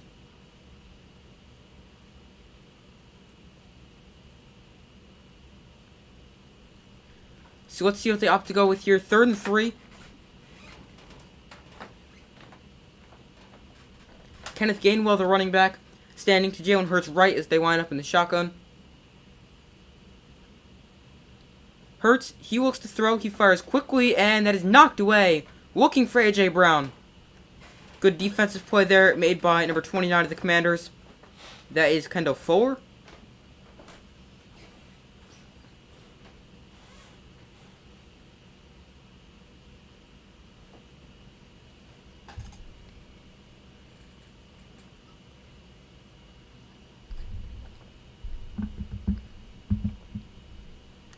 That is Fuller's second pass breakup tonight.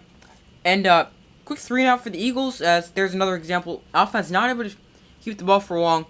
Punt goes out of bounds here. Let's see where they're going to officially mark this. Ref is going to mark it at the 24, I believe.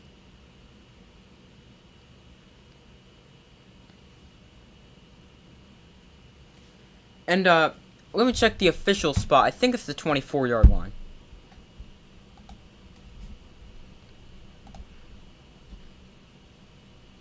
It's the 20, actually. But, that is where Taylor Heineke and the Eagles Commanders, offense will take over.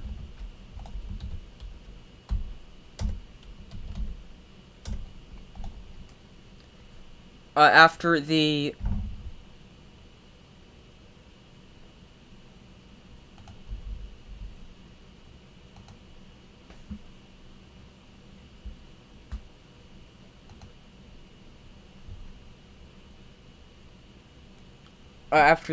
punt.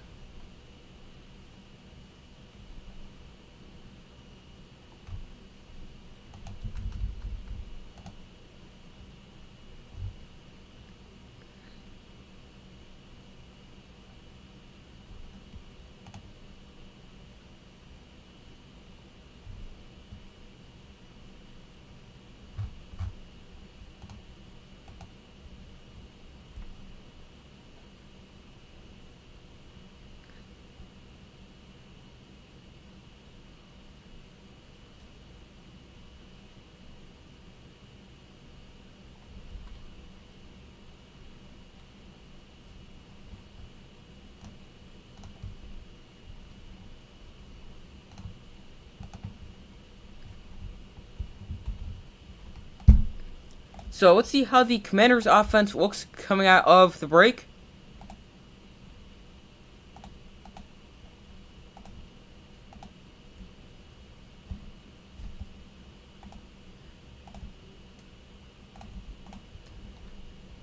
And now let's see if the Eagles,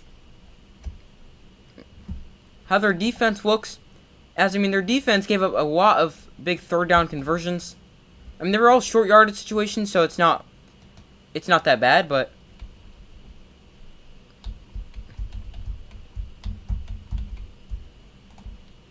still, they want to be getting off the ball.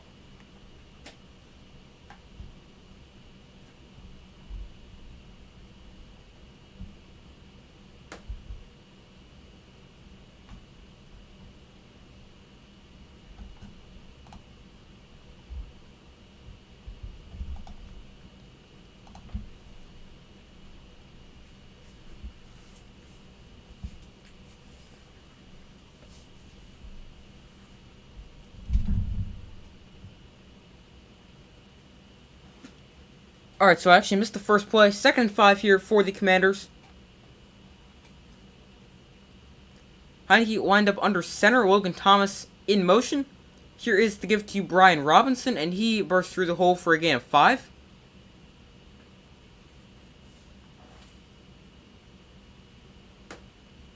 But it looks like he's going to be marked down just short of the first down, as I thought he got it. But they're going to mark him down just short to make this another 3rd and short yardage situation. The Commanders 9 of 12 on 3rd downs, averaging 4.4 yards to go.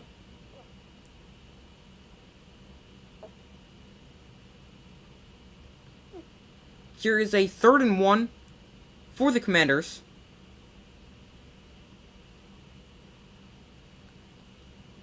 Here is another give to Brian Robinson. He runs into a wall, but just able to get enough for the 1st down. By the way, Josh Sweat for the Eagles is back out on the field after leaving the first half going out with an injury, but he's back on.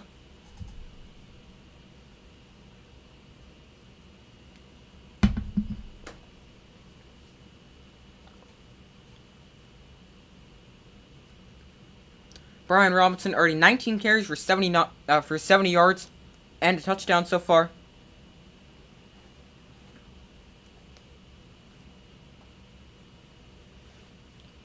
Here is a 1st and 10.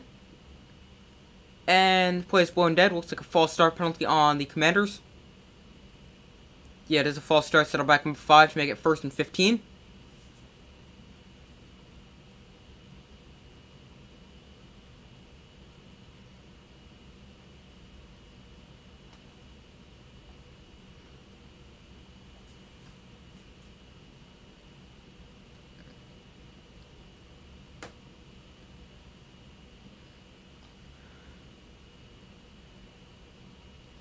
Excuse me. 1st and 15 here for the Commanders after the penalty. Backs them up to their own 26. Heineke fakes the quick screen, and now he is going to hand off to Antonio Gibson, who's able to get about 3 yards. Maybe got a 4th there, but not a ton of running room.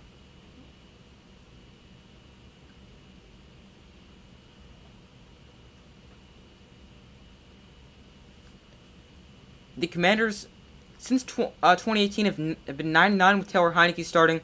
With all 10 other quarterbacks, they've been 19 and 37. So Heineke has brought them some success. 2nd and 12 here after a 3-yard run by Antonio Gibson. Empty backfield here for Heineke. He looks to throw. He fires over the middle, quickly complete to Terry McLaurin, who's going to be awfully close to a 1st down. Looks like they're going to mark him. They're going to mark him down about a yard short, maybe a little less than a yard, but it's very, very close. Yeah, they're going to mark this down as 3rd and 1.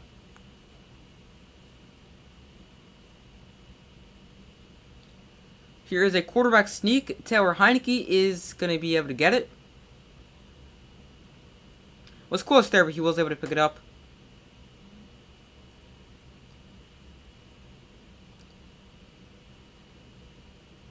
Carson Wentz was the 2nd overall pick with the Eagles in 2016, spent 5 seasons with the Eagles, is now on the injured reserve with a fractured finger. Taylor Heineke having a pretty solid night, 13 of 22 for 156 yards. No, not responsible for any touchdowns or interceptions, but he does have a lost fumble. Here is a 1st and 10. Heineke winds up under center. Off play action, he looks to throw. He's going to wind up, take deep shot down the field for McLaurin. And whoa, what a catch! Looking back over the shoulder, great catch there by Terry McLaurin.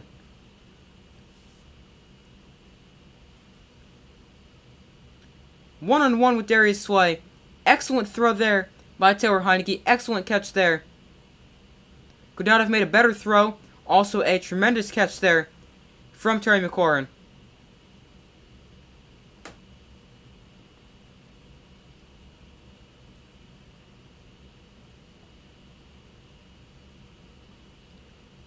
So big play there for the Commanders. One of their biggest plays of the day. Has them all the way down inside Eagles territory, inside the red zone at the Eagles 17. Heineke, he's going to hand off to Brian Robinson. And he's going to be able to get about 2 yards there. Not a ton of running room.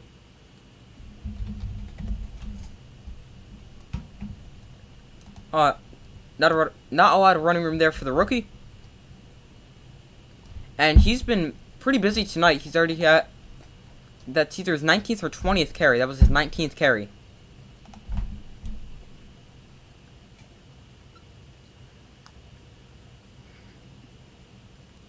Here is a 2nd and 8 for the Commanders after the 2-yard run on 1st down. Logan Thomas, the motion man. Here is the gift to Antonio Gibson running left. He breaks it outside and he is shoved out of bounds after a gain of 7 to make this another 3rd and short, which the Commanders have been insanely good at so far tonight. Another 3rd and 1.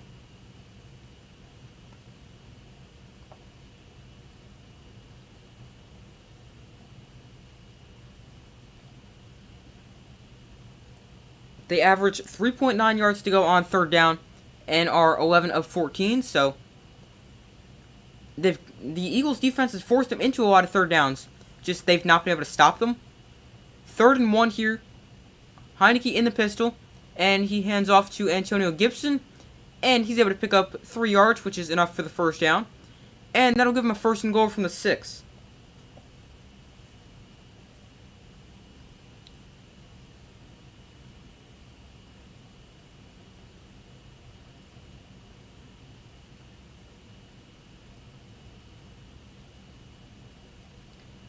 Once again, another short yardage situation on 3rd down where the Eagles could not stop them. 10 plays, 74 yards so far for the Commanders. Heineke wind up under center. And he fakes a quick throw. And now hands off to Antonio Gibson, who breaks through a tackle. And is going to get about half the yardage they need to get to the goal line, getting it from the 6 to the 3.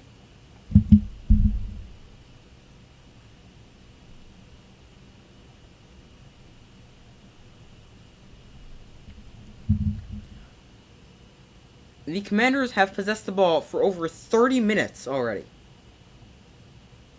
That is insane to think about.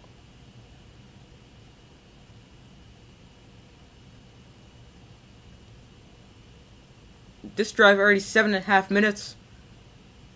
2nd goal. Heineke, off play action. He's just going to float that in the direction of Logan Thomas. That one incomplete as he was hit as he threw.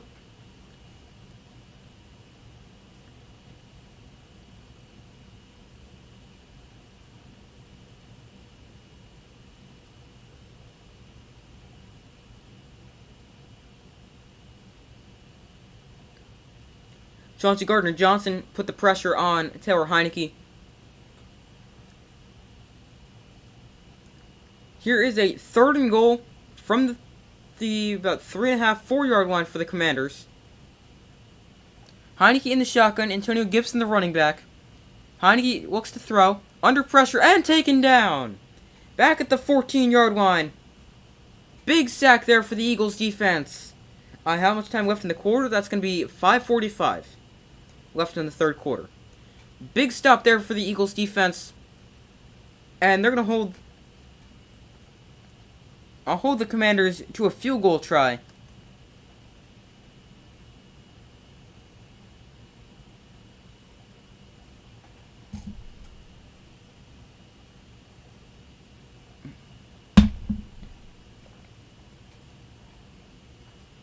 Here's a 32-yard field goal attempt, and it is good as the Commanders extend their lead to make this a 9-point Commanders lead.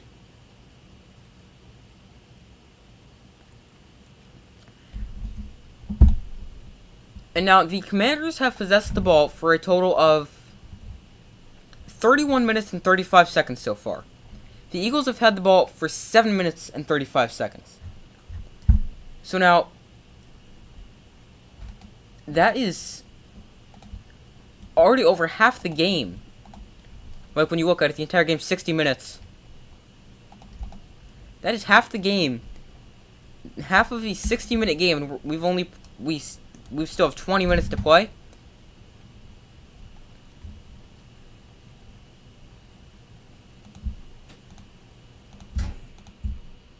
And I mean, that is a really high amount, because I'm just pulling up some of the other games from this week.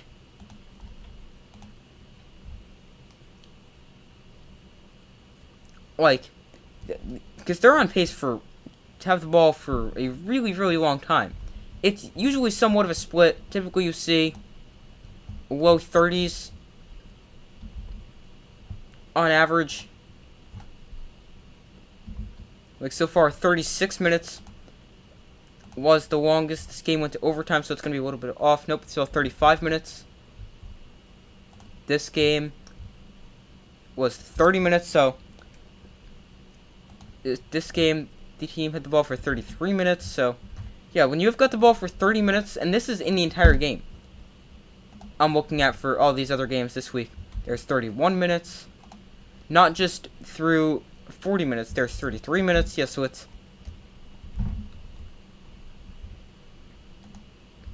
it's almost been all Commanders having the ball so far.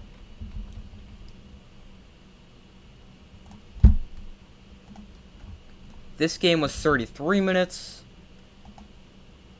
This game was 30 minutes. So very, very close usually in time of possession. This game already a blowout. No, like time of possession doesn't always matter. Like if you can go score in like a minute, and the other team takes them a long time to score, obviously you're gonna have the advantage there, especially if your defense can get some stops.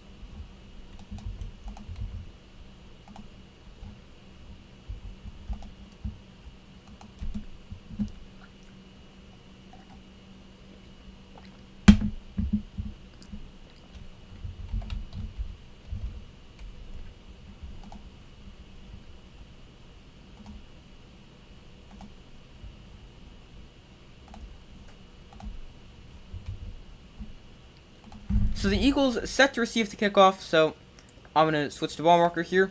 And now they really need to get some points here on this drive. This kick will be returned from the goal line and taken down at the 19. Excellent kick coverage there by the Commanders. By the Commanders special teams.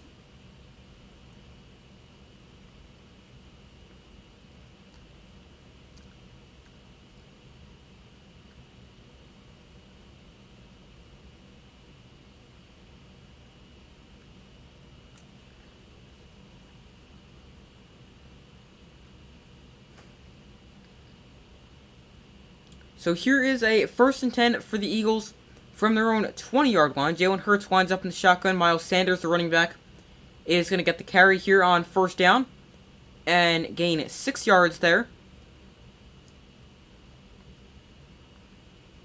As the clock winds under 5 minutes to go in the 3rd quarter.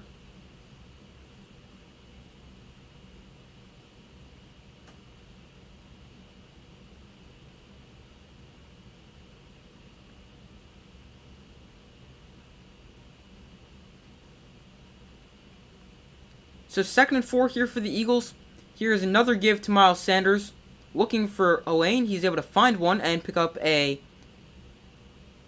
Eagles 1st down. For the first time in quite a few drives, I believe.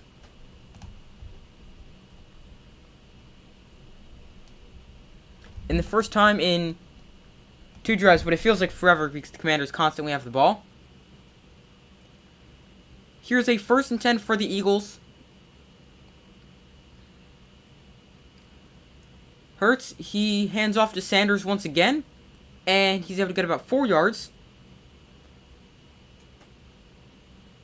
So now, this is what the Eagles need to do, is possess the ball for a little bit, give your defense a chance to catch their breath over on the sideline.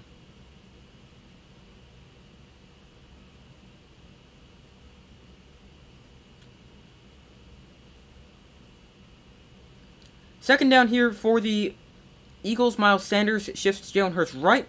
And off play action, Hurts now looks to throw. Now he's going to skip the pocket. And he's just going to throw it away.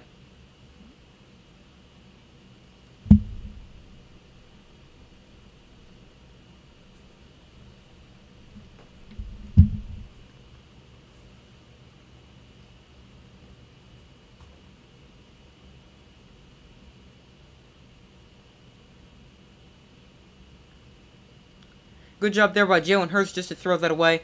Not force anything or take a sack.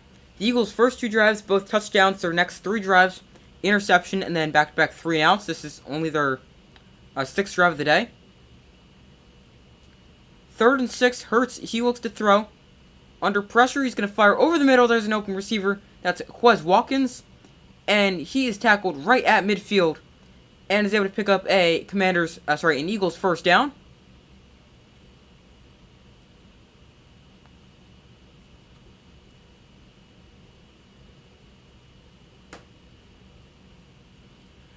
So 1st and 10 from exactly midfield for the Eagles. A.J. Brown in motion. Hurts off play action. Now he rolls out. And on the move, he fires to an open receiver. There is tight end Dallas Goedert for another Eagles first down.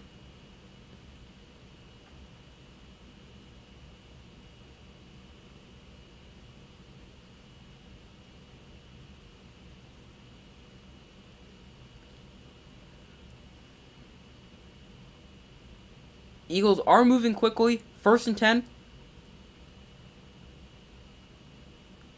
Here is Kenneth Gainwell getting the carry. And he's able to get about 8 yards there on first down. Something I just noticed, I saw Lane Johnson go play on the left side of the line. He's usually their right tackle. They had 4 offensive linemen to the left side, and 3 offensive linemen to the left side of the center, only 1 to the center. Haven't really seen that a lot. Here's Hurts on the keeper, and he is going to be just short of the first down, getting it to about a 3rd and 1 situation, picking up about 2 yards.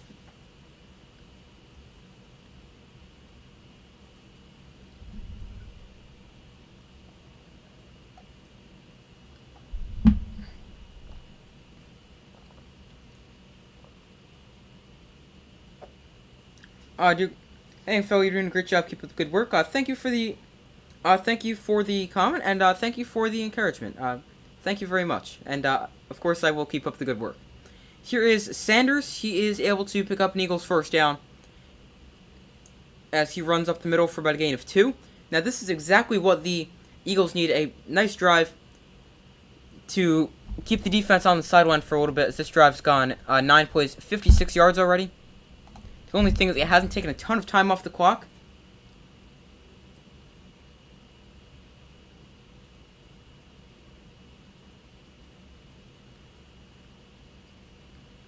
Here is a 1st and 10 for the Eagles. Hurts lined up in the shotgun. Miles Sanders lined up to his right. Dallas Goedert, the tight end, in motion. And here's the toss running right to Miles Sanders. Sanders is trying to get the edge. He is shoved out of bounds after about a gain of 5 yards there. And now the clock winds to about 35 seconds to go in the quarter.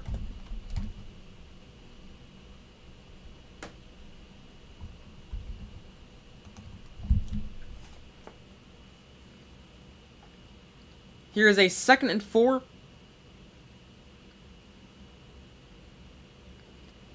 For the Eagles, Dallas Goedert in motion. Hurts. He hands off to Miles Sanders. Sanders trying to get the edge. He is able to shake 1 tackle and head out of bounds after picking up another Eagles first down. And that is going to be the final play of the 3rd quarter. Eagles finally putting together a nice drive. But they are down by 9, so it is a 2-score game. as they head to the fourth quarter.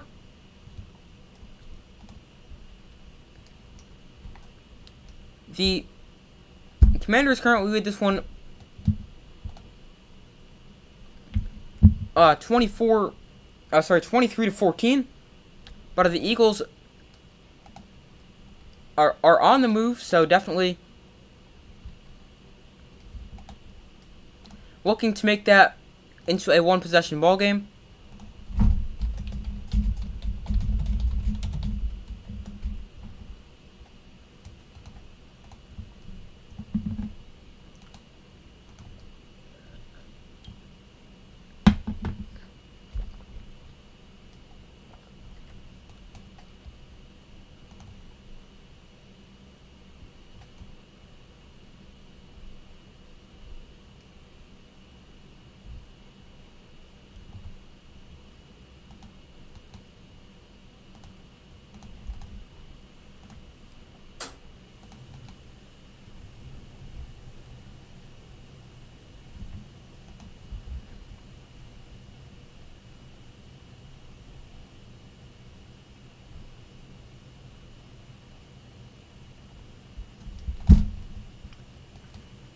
Alright, so let's see what the Eagles opt to do here, as they've had a pretty nice mix of pass and run here, as they started off run, run. Then they went pass, pass, pass, run, run, then run. So, a solid mix of run and pass there.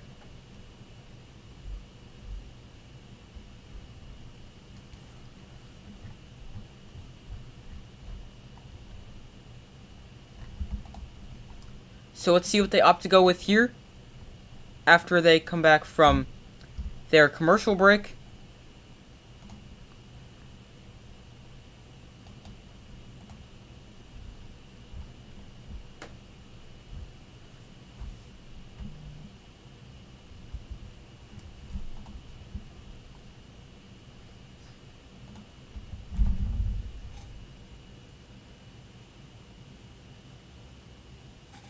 Alright, so they're back after their commercial break. The Commanders looking to hold on, give the Eagles their first loss of the season. But we do have 15 minutes to go. Empty backfield here for Jalen Hurts. And now Hurts, he looks to throw, and he finds an open receiver to Devontae Smith, and he breaks the tackle, and he's into the end zone for a touchdown. Devontae Smith puts the Eagles right back in it, making this a 3-point game, and obviously an extra point makes it a 2-point game. 11-yard touchdown catch there for Devontae Smith.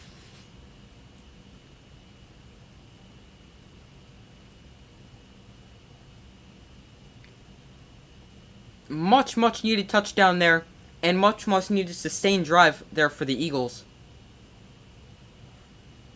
12 plays, 80 yards, took 5:19 off the clock, and Jake Elliott on for the extra point. He splits the uprights to make it a 23-21 ball game. Devontae Smith actually having a really nice game, as he's now up to 6 catches for 53 yards and a touchdown, because they have covered A.J. Brown pretty nicely, as he's only got 1 catch for 7 yards on 4 targets.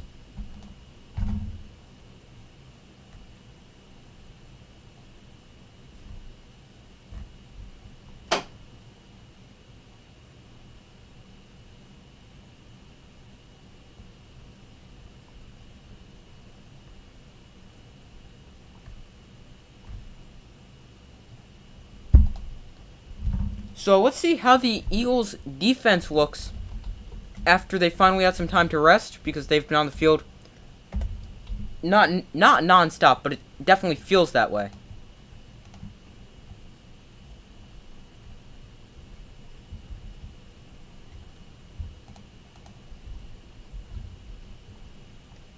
Because the Eagles definitely going to need to stop.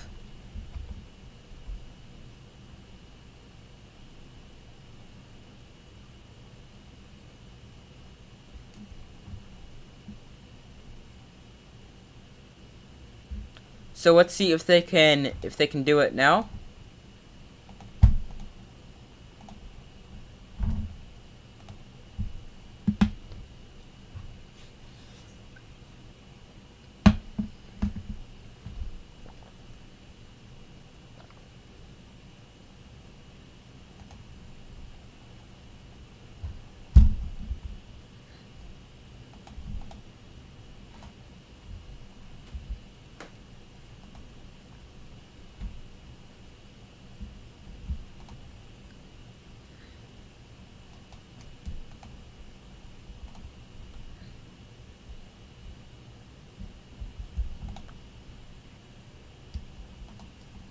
So I'm still waiting for them to come back from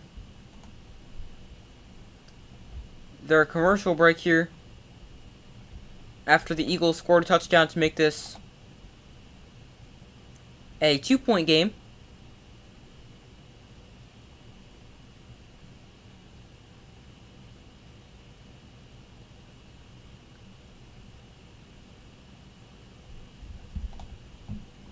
Alright, so they're finally back from their commercial break. I'm going to go ahead and switch this ball marker over from the Eagles to the Commanders, as the Commanders are set to receive this kickoff from Jake Elliott, and Antonio Gibson lets it bounce over his head for a touchback, and that is where the Commanders offense will take over from their own 25.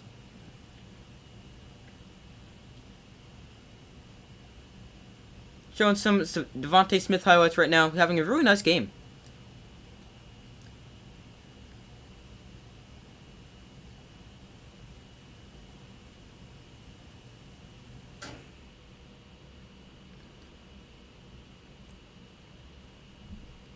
Devontae Smith is the first player in NFL history with receiving touchdowns on his birthday in back-to-back seasons. I didn't even know it was his birthday. Happy birthday, Devontae Smith.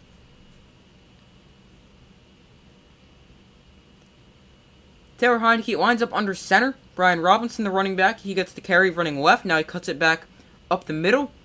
And he is going to get a push from his offensive line to give him an extra yard. And get him up to a 5-yard carry there. Brian Robinson has seen a lot of work today. 21 carries already.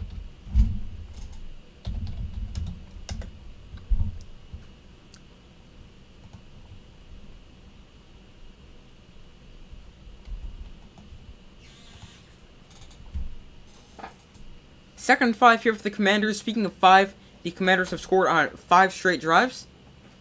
4:18 left to go in the fourth quarter. Here is a little touch pass to Curtis Samuel. And he is knocked out of bounds very close to the first down. Took a big hit there. And a flag comes in as well.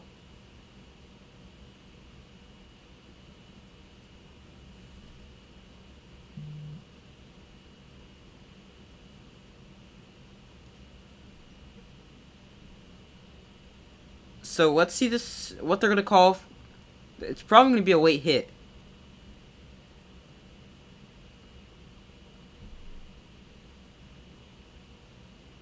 Oh, it's a late helmet-to-helmet hit, too. So, yeah, that is a penalty right there. And that gives the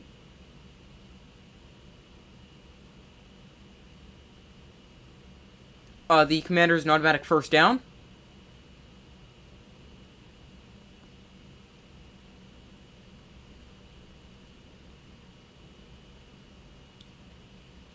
Here is the give to Brian Robinson running left, and he's got nowhere to go. Able to get about a yard there on that carry. Not much running space there.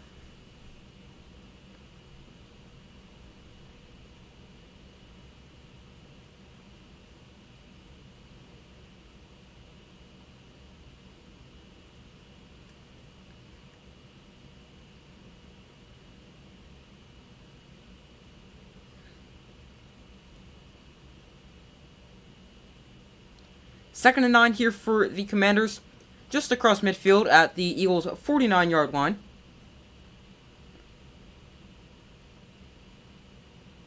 They go Wildcat here, and Curtis Samuel takes a snap, and he runs right, and he takes a big hit there from Son Reddick after a gain of 6.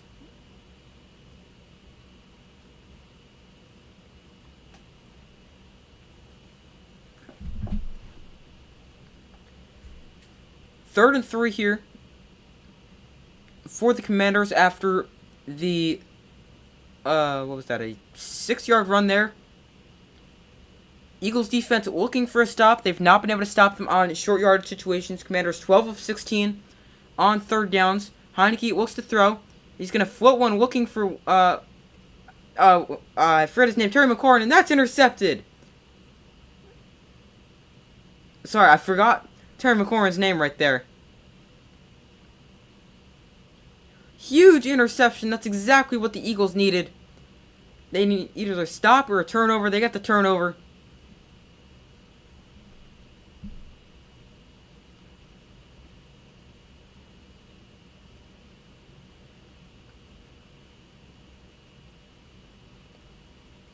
Big takeaway there by the Eagles defense.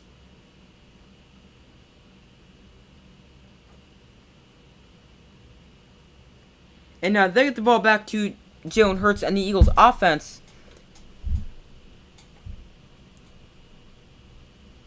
With 12:24 to go.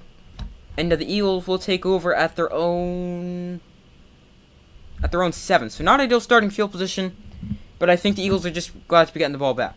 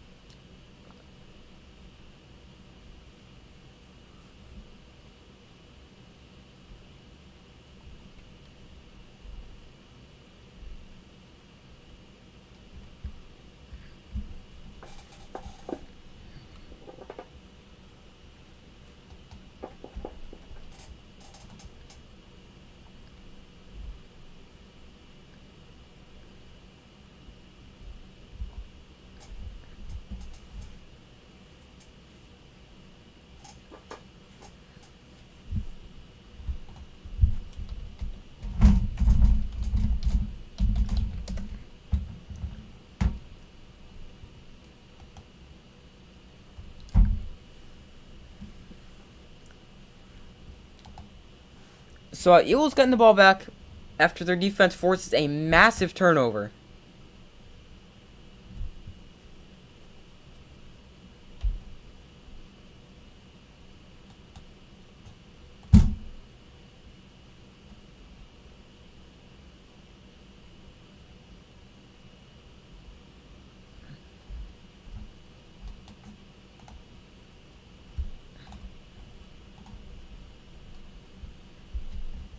Oh, sorry, just realized I didn't change the ball marker back from the Commanders to the Eagles after the pick.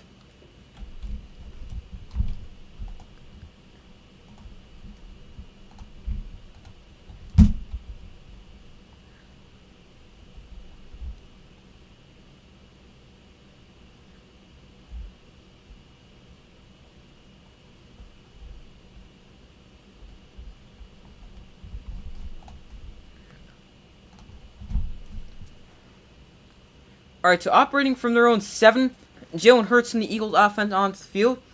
Wind up in the pistol. Here is the give to Miles Sanders, who was the running back on that play. And he's able to get about 3 yards there. Up to the 10-yard line.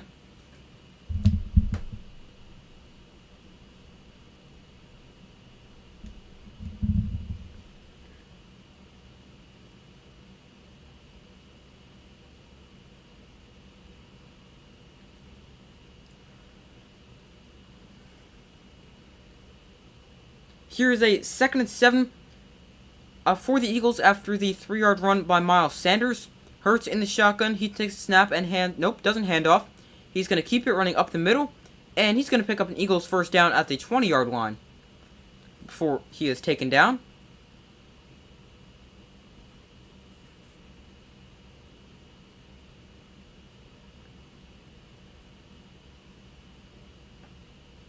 Jalen Hurts tonight, 123 passing yards, 2 passing touchdowns, 1 interception, 25 rushing yards, and a rushing touchdown as well.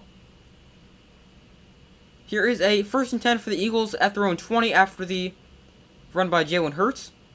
And here is the give to Miles Sanders. He's trying to break free, get the edge. He is not completely able to get the edge, but sort of able to. And get a gain of about 8 yards there. Good run there from Sanders.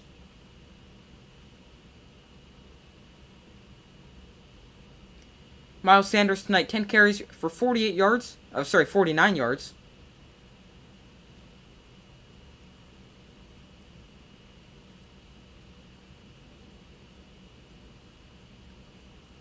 Second and 2 for the Eagles. Hurts in the shotgun. Miles Sanders once again wind up to his left. Hurts off play action. He looks to throw. Now he escapes the pressure. Now he looks to run. Hurts is fighting for the first down. He's going to be about a yard short. And that'll bring up a 3rd and 1 situation.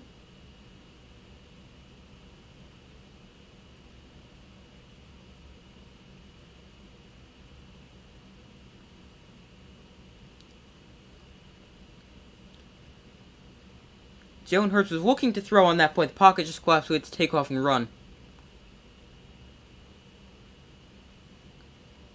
Here is a 3rd and 1. Looks like they might go quarterback sneak. That's exactly what they do, and they get a good push. As Jalen Hurts easily able to pick up the first down.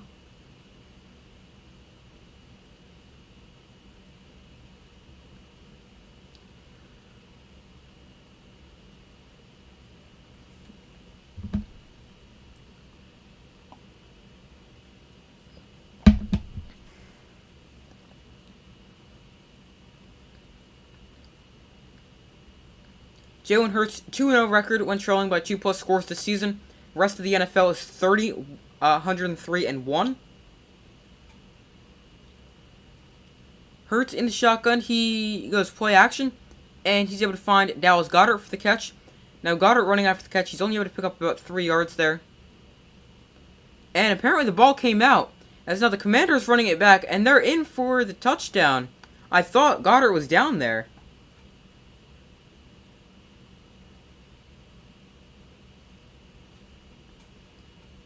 Goedert is injured on the play. Hopefully he is okay.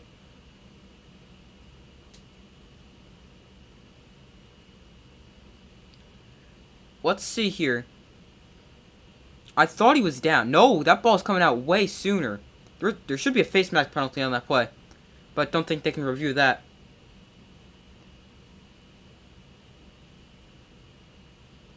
Yeah, definitely a face mask there, but I don't think that's reviewable.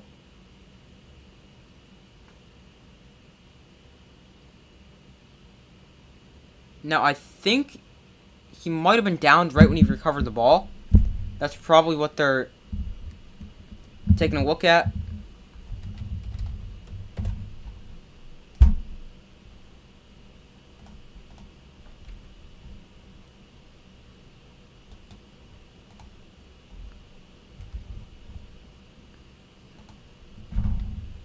So it's going to be the Commanders' ball after the turnover.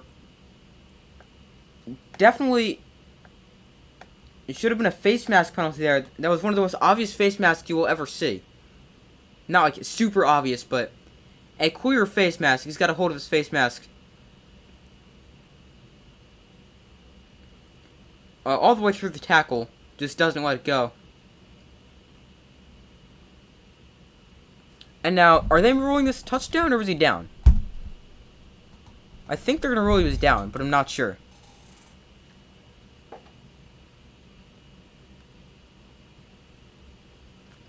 So they head to commercial break. I think they're reviewing it. So they're reviewing it right now, but definitely right now they have it marked down as a fumble recovered by the Commanders for no gain, as he was down once he recovered the fumble. That's what they have it marked down as right now. It's definitely a fumble. It's clear recovery by the Commanders, but it should not even get to that point because it is the most obvious face mask penalty.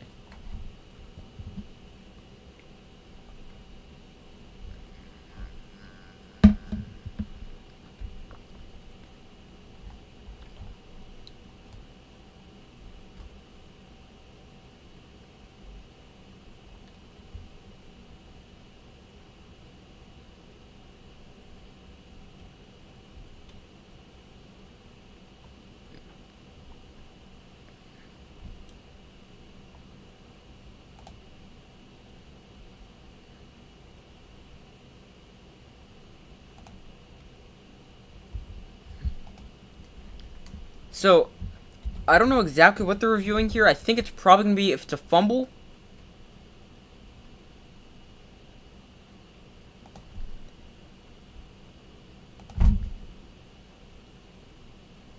Now, they should be able to... Well, they can't review the face mask penalty. I feel like if it should be a penalty here, then I feel like when you're reviewing something, if it should be a penalty, you should be allowed to add in the penalty as well.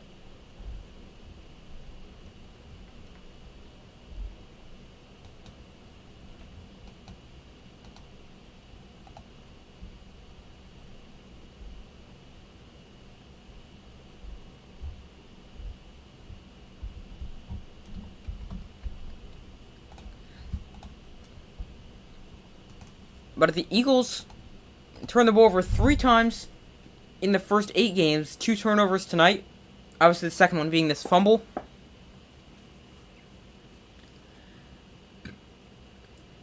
So now, what they did mark it as is they marked it as a fumble recovered by the Commanders for no gain. Here is Brian Robinson with his 22nd or 23rd carry of the day. 23rd carry of the day. He gets, about a gain of 2.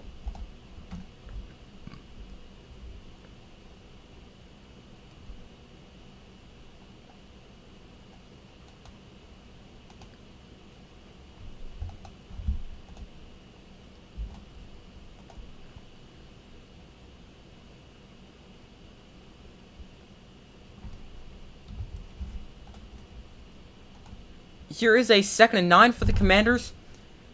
Heineke off play action. He looks to throw. He sets up the screen to Antonio Gibson, who makes a spectacular catch. But he is tracked down for a loss of 4 or 5 yards on that play. Big play there by number 93 of the Eagles. That is Milton Williams.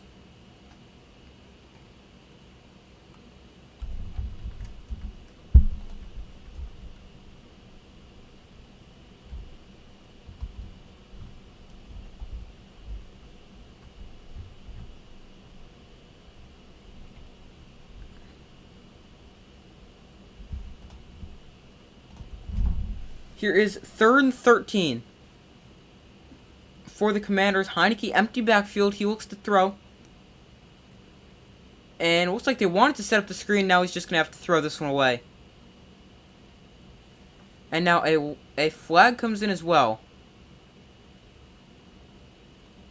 Let's see what this is. The last thing the Eagles want here is a defensive holding penalty. It's going to be an ineligible receiver downfield on the Commanders.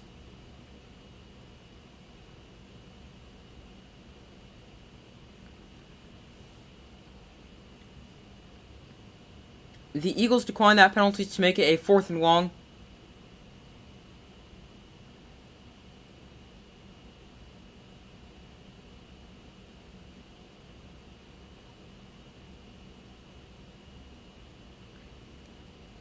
So 4th and 13 here. Lining up to kick a field goal. Field goal makes it a 5-point game. Here is a 55-yard attempt for the Commanders. And the kick is up, and it is right down the middle. It is good. 26-21, the Commanders lead. After a huge made field goal there. It's now a touchdown. Ties it. No, a touchdown. A field goal no longer wins it.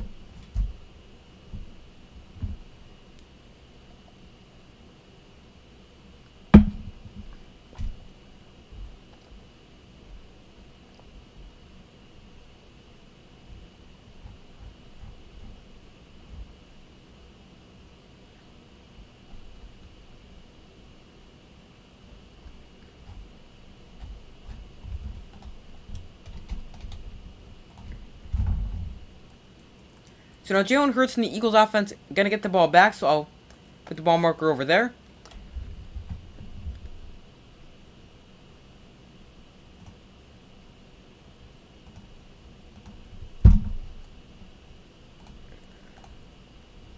But the Eagles really need a a score here. As there's 7:33 to go. I mean, they don't really need to score. If they don't, then they really need their defense got to stop.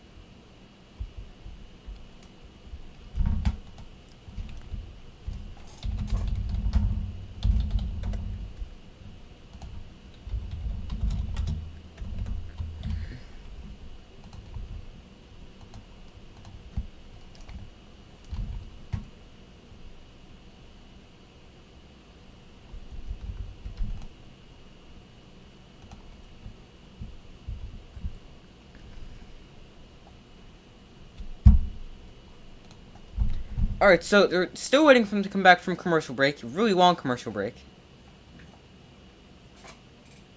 Eagles trail 26-21, set to receive the kickoff from the Commanders.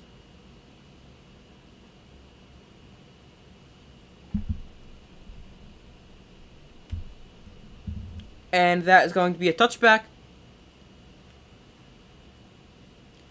Through 10 weeks, the NFC East has a 703 win percentage, which is the highest of any division in NFL history. Obviously, the Eagles 8-0, Cowboys 6-3, Giants 7-2, and Commanders 4-5.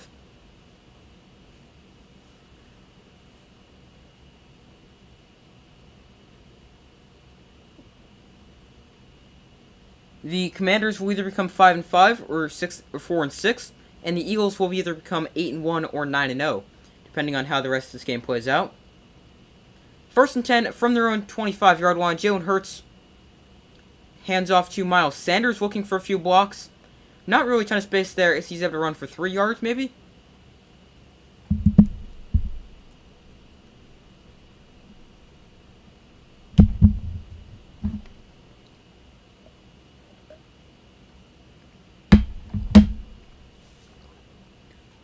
A.J. Brown's been held in check tonight, only 1 catch for 7 yards on 4 targets. So the Commanders' secondary has done an excellent job of containing a top 10 receiver in the NFL. Here is 2nd and 7. Hurts on a little touch pass to Quez Watkins. Watkins with the great speed. He is able to get an Eagles first down before going out of bounds. Quez Watkins has excellent speed.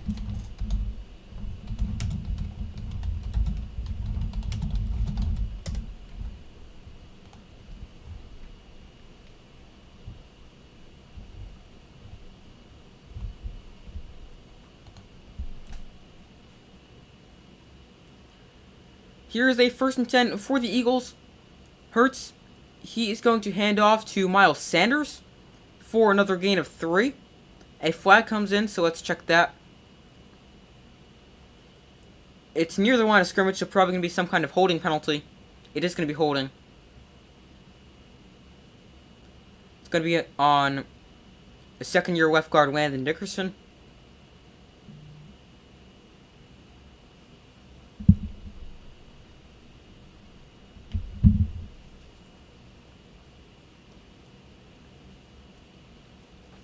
So that'll back him up to a 1st and 20. Penalties tonight. Eagles 5 penalties for 55 yards. The Commanders 4 penalties for 48 yards. Here is 1st and 20. Hurts in the shotgun. Miles Sanders lined up to his left. Hurts, he looks to throw. And he's going to take a deep shot down the field for a wide open Quez Watkins. And Watkins fumbles the ball. And now the ball's still loose. Now it's picked up by the Commanders. What a turn of events there.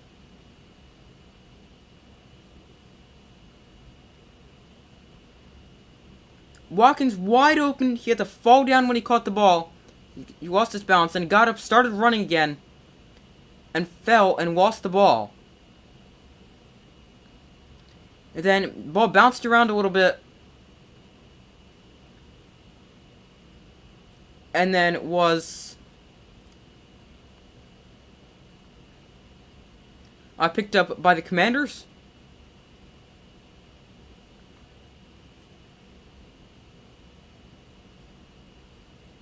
Crazy turn of events there.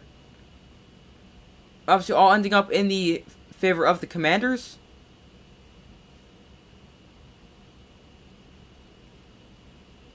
That went from a potential touchdown for the Eagles to a disaster. The Eagles had 3 turnovers in the first 8 games, which was the tie for fewest in NFL history. And now they've got 3 turnovers tonight. So doubling their turnover total in one game. Here is the give to Antonio Gibson. He's able to get about 3 yards, maybe?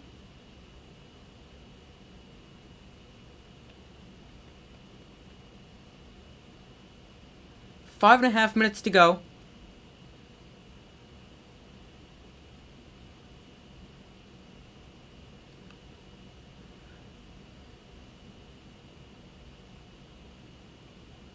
The Eagles are the 3rd team since 1940 with a turnover advantage in each of the first 8 games. Don't have a turnover advantage tonight.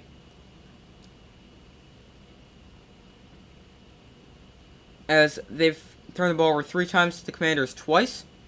Here is another give to Antonio Gibson, and he's able to get about 2 yards, maybe got a third. But not much space there. Taylor Heineke on 3rd down tonight. He was 6 of 7 for 5 first downs in the first half, but in the second half it's a completely different story. 0 for 2, including an interception and a sack. Well, 0 for 2 actually doesn't include the sack because it's got to be a pass attempted there.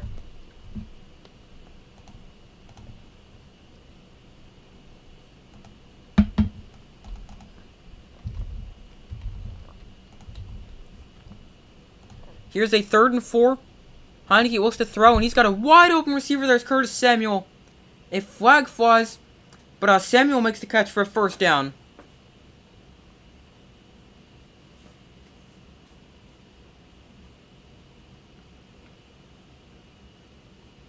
Looks like it's going to be an offensive pass interference call on rookie Jahan Dotson. The Eagles catch a break there.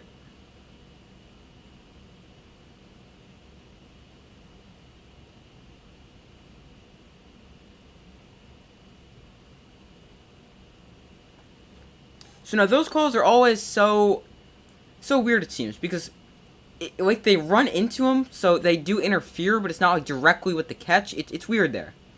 But I mean, they do interfere with them, so it's probably the right call. But Eagles catch a huge break. Now 3rd and 14, backing them up 10 yards after the penalty. Heineke, empty backfield. He looks to throw. And he finds Antonio Gibson underneath. Gibson now looking to pick up the first down, but he's going to be taken down about 2 yards short at the 35. Needed to get to the 37.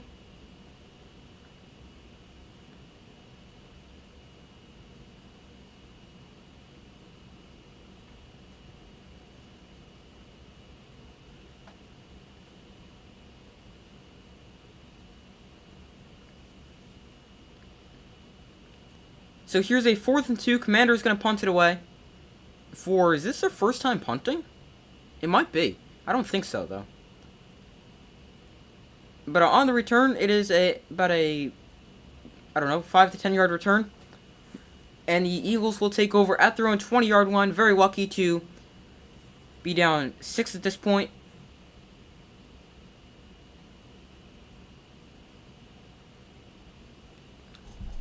But now I'm curious, was that their first time punting? It couldn't have been. No, it was. That was their first punt.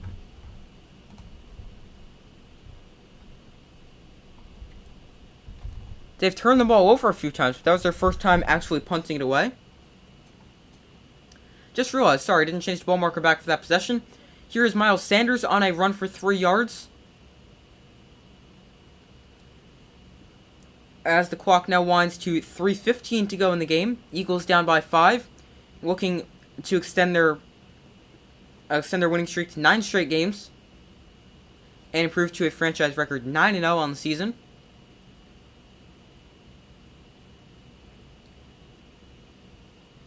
Here is 2nd and 8. Hurts in the shotgun.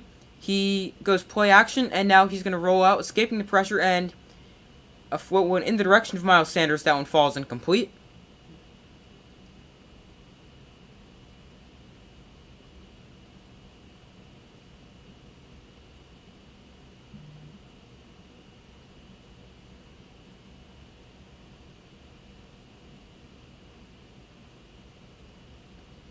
So now here's a 3rd and 8 for the Eagles. They are 5 of 7 on 3rd downs, 4.6 yards to go average is their average. Kenneth Gainwell and Dallas Goedert both slightly in motion. Here is Jalen Hurts. He looks to throw. Now he's going to step up and run, and he's taken down. Jalen Hurts goes down for the sack. Big stop there by the Commanders. Montez Sweat. I got the two Sweats confused. Josh Sweat and Montez Sweat. But Montez Sweat with a big sack there.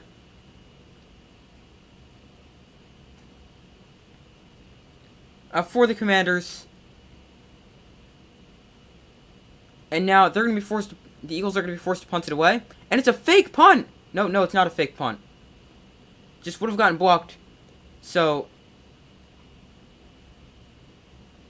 it would have gotten blocked, so horrible protection there. I thought it was a fake once I saw him take off and run. A flag is down, so let's check the flag. How much longer left in the quarter? 2:08. 2 minutes, 8 seconds.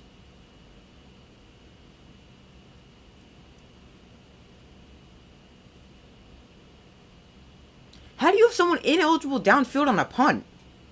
I've never seen that ever before. So the Eagles probably going to be forced to punt away again, I think.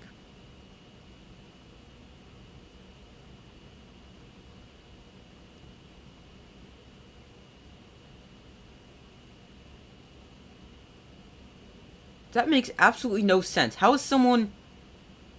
are you ineligible to be downfield on a punt? That makes no sense.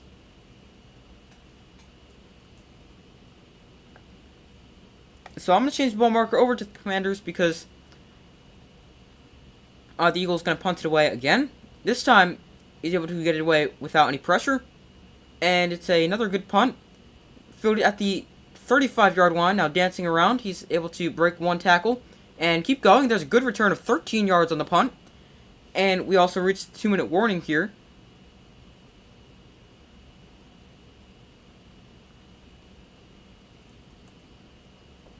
So 2 minutes to go. Both sides with all 3 timeouts.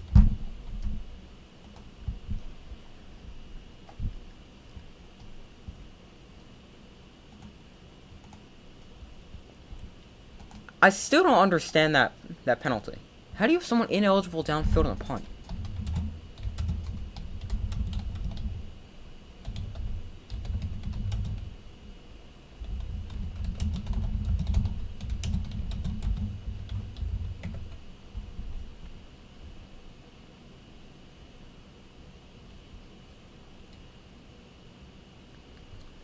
So only the Gunners are allowed to be beyond the line of scrimmage? That just makes no sense.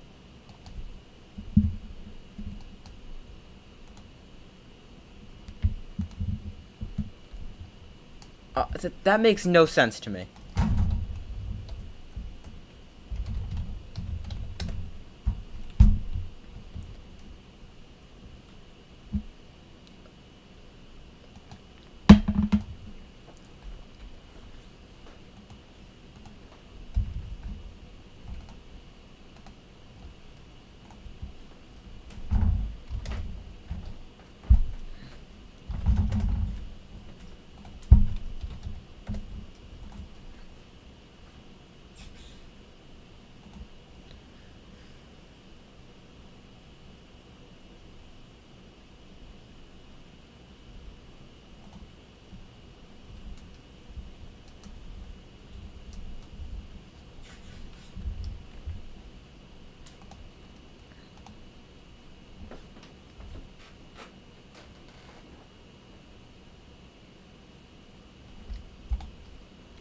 So the Eagles do have all 3 timeouts, so they can stop them. They still have a chance. The Commanders also with all 3 timeouts to go, or all 3 timeouts remaining. Sorry.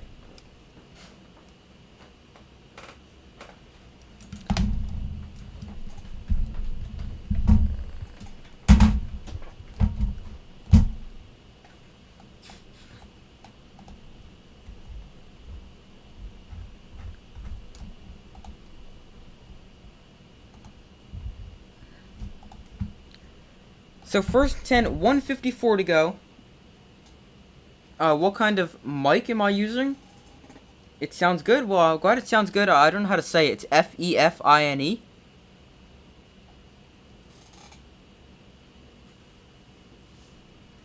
That's the brand of it. Here is the toss to Brian Robinson. And he is able to get maybe a yard there. And the Eagles spend their first time out there with how much time left? Like 149?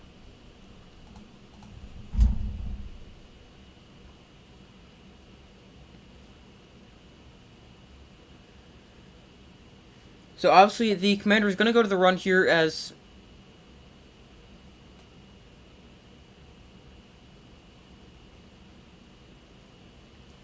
as they're going to want to run out the clock. So the Eagles just spent their first timeout. The Washington Commanders defense has a season-high 3 takeaways tonight. Heineke winds up under center, Brian Robinson, the running back, and he gets the ball here. And he's going to get taken down after a gain of 3. And the Eagles spend their second timeout with 1:45 to go.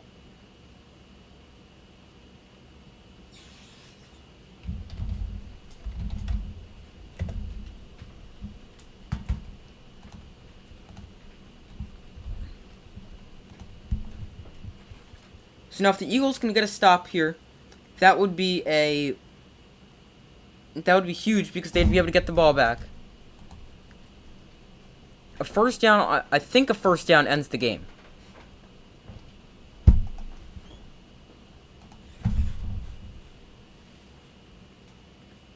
So here's a 3rd and 7 for the Commanders.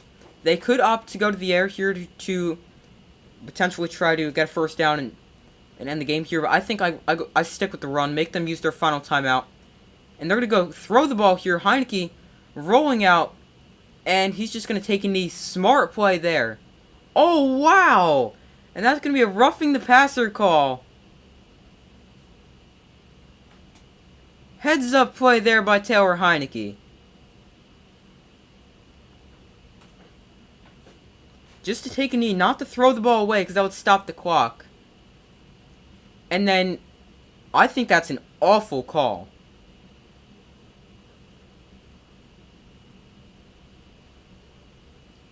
That's going to end the game and giving them a first down on a personal foul call.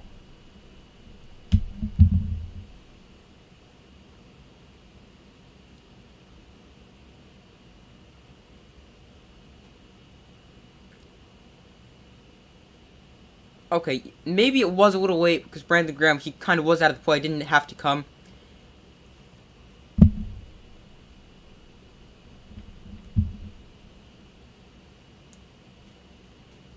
I don't love that call, but I mean, heads up play by Taylor Heineke to take a knee there.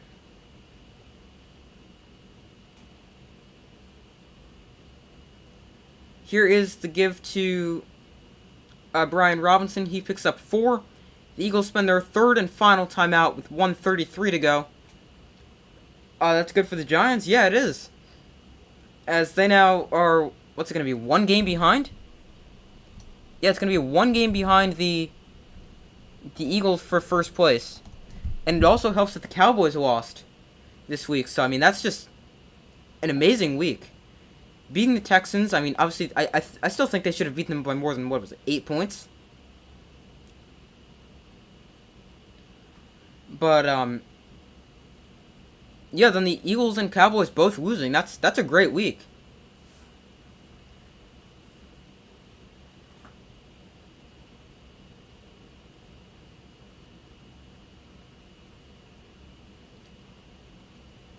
And now,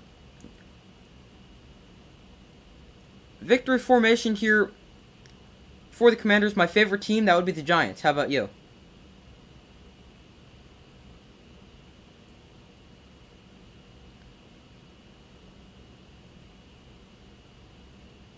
Can they just kneel down? Well, they just took a knee, and now what they could do is they could either call a timeout when the play clock hits 0, which is what they might do, or they could just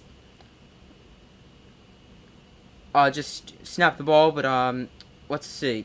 They're gonna snap the ball here. It's gonna make the clock wind. They're gonna have to snap it one more time. So there's gonna be 10 seconds left. And I mean, you can't take a knee on 4th down because that'll turn the ball over to the Eagles. And give them a chance to throw a Hail Mary with 10 seconds to go.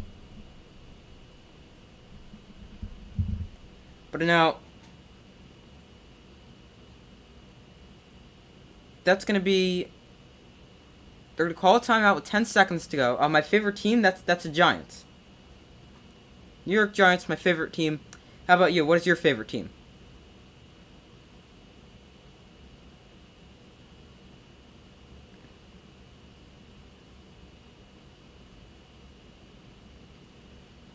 So now 11 seconds to go. Now, if you're the Eagles, you have 2 options. What you could do is you could send everybody after this punt.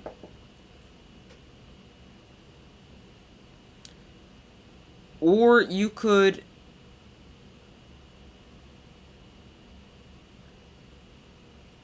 go back. Maybe you get a decent return, then you're gonna have to try some kind of miracle lateral. Your favorite team's the Buccaneers, okay. So it seems like the Eagles are gonna come after this punt.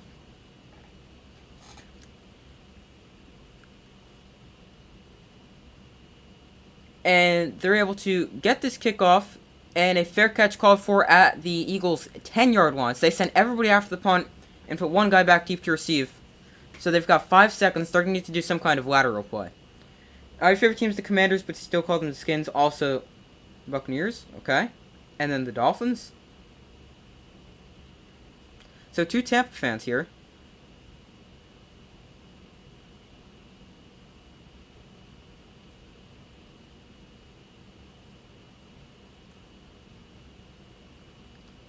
So 5 seconds to go. The Eagles going to need some kind of miraculous lateral play if they want to have a chance to remain undefeated.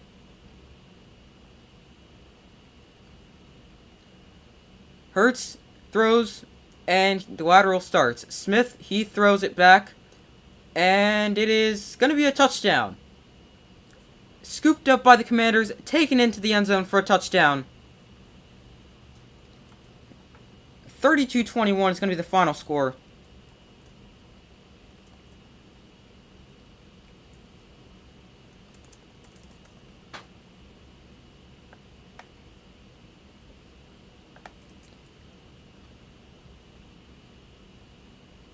Bengal fan here too. Cool. So final score. Commanders 32, Eagles 21.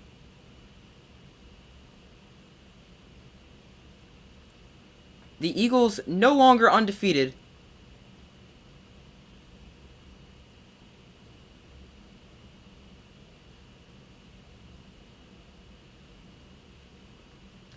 Tua for MVP, definitely in the conversation. Boo, boo, goodbye, undefeated guy. Yeah, Eagles no longer undefeated.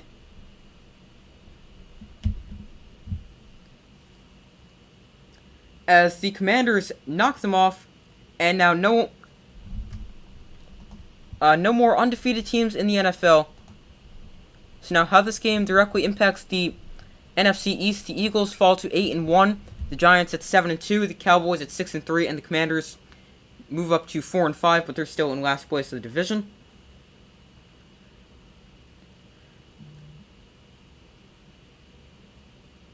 But that's going to do it for this stream of Monday Night Football. Thank you guys for joining. Make sure to like, subscribe, turn on notifications so you don't miss any other upcoming videos. Eagle fans were way too cocky. They deserve this loss. That's true. I mean, it seems like the loss would come at some point. But, now the Eagles, they just need to avoid a second half collapse. Because it's definitely been... When you look at the previous few seasons, the Steelers, they were undefeated. They had a big second half collapse. Last year, the Cardinals had a big second half collapse. They were both previously undefeated. Now, the Eagles, they need to avoid a second half collapse.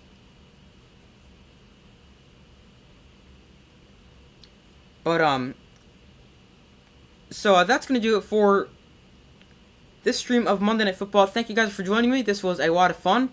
Make sure to like, subscribe, turn on notifications so you don't miss any other upcoming videos. NFL Power Rankings will be out tomorrow. So thank you for watching. Make sure to like, subscribe, turn on notifications. I do my best to post as often as possible, and I will see you in the next video. Oh no.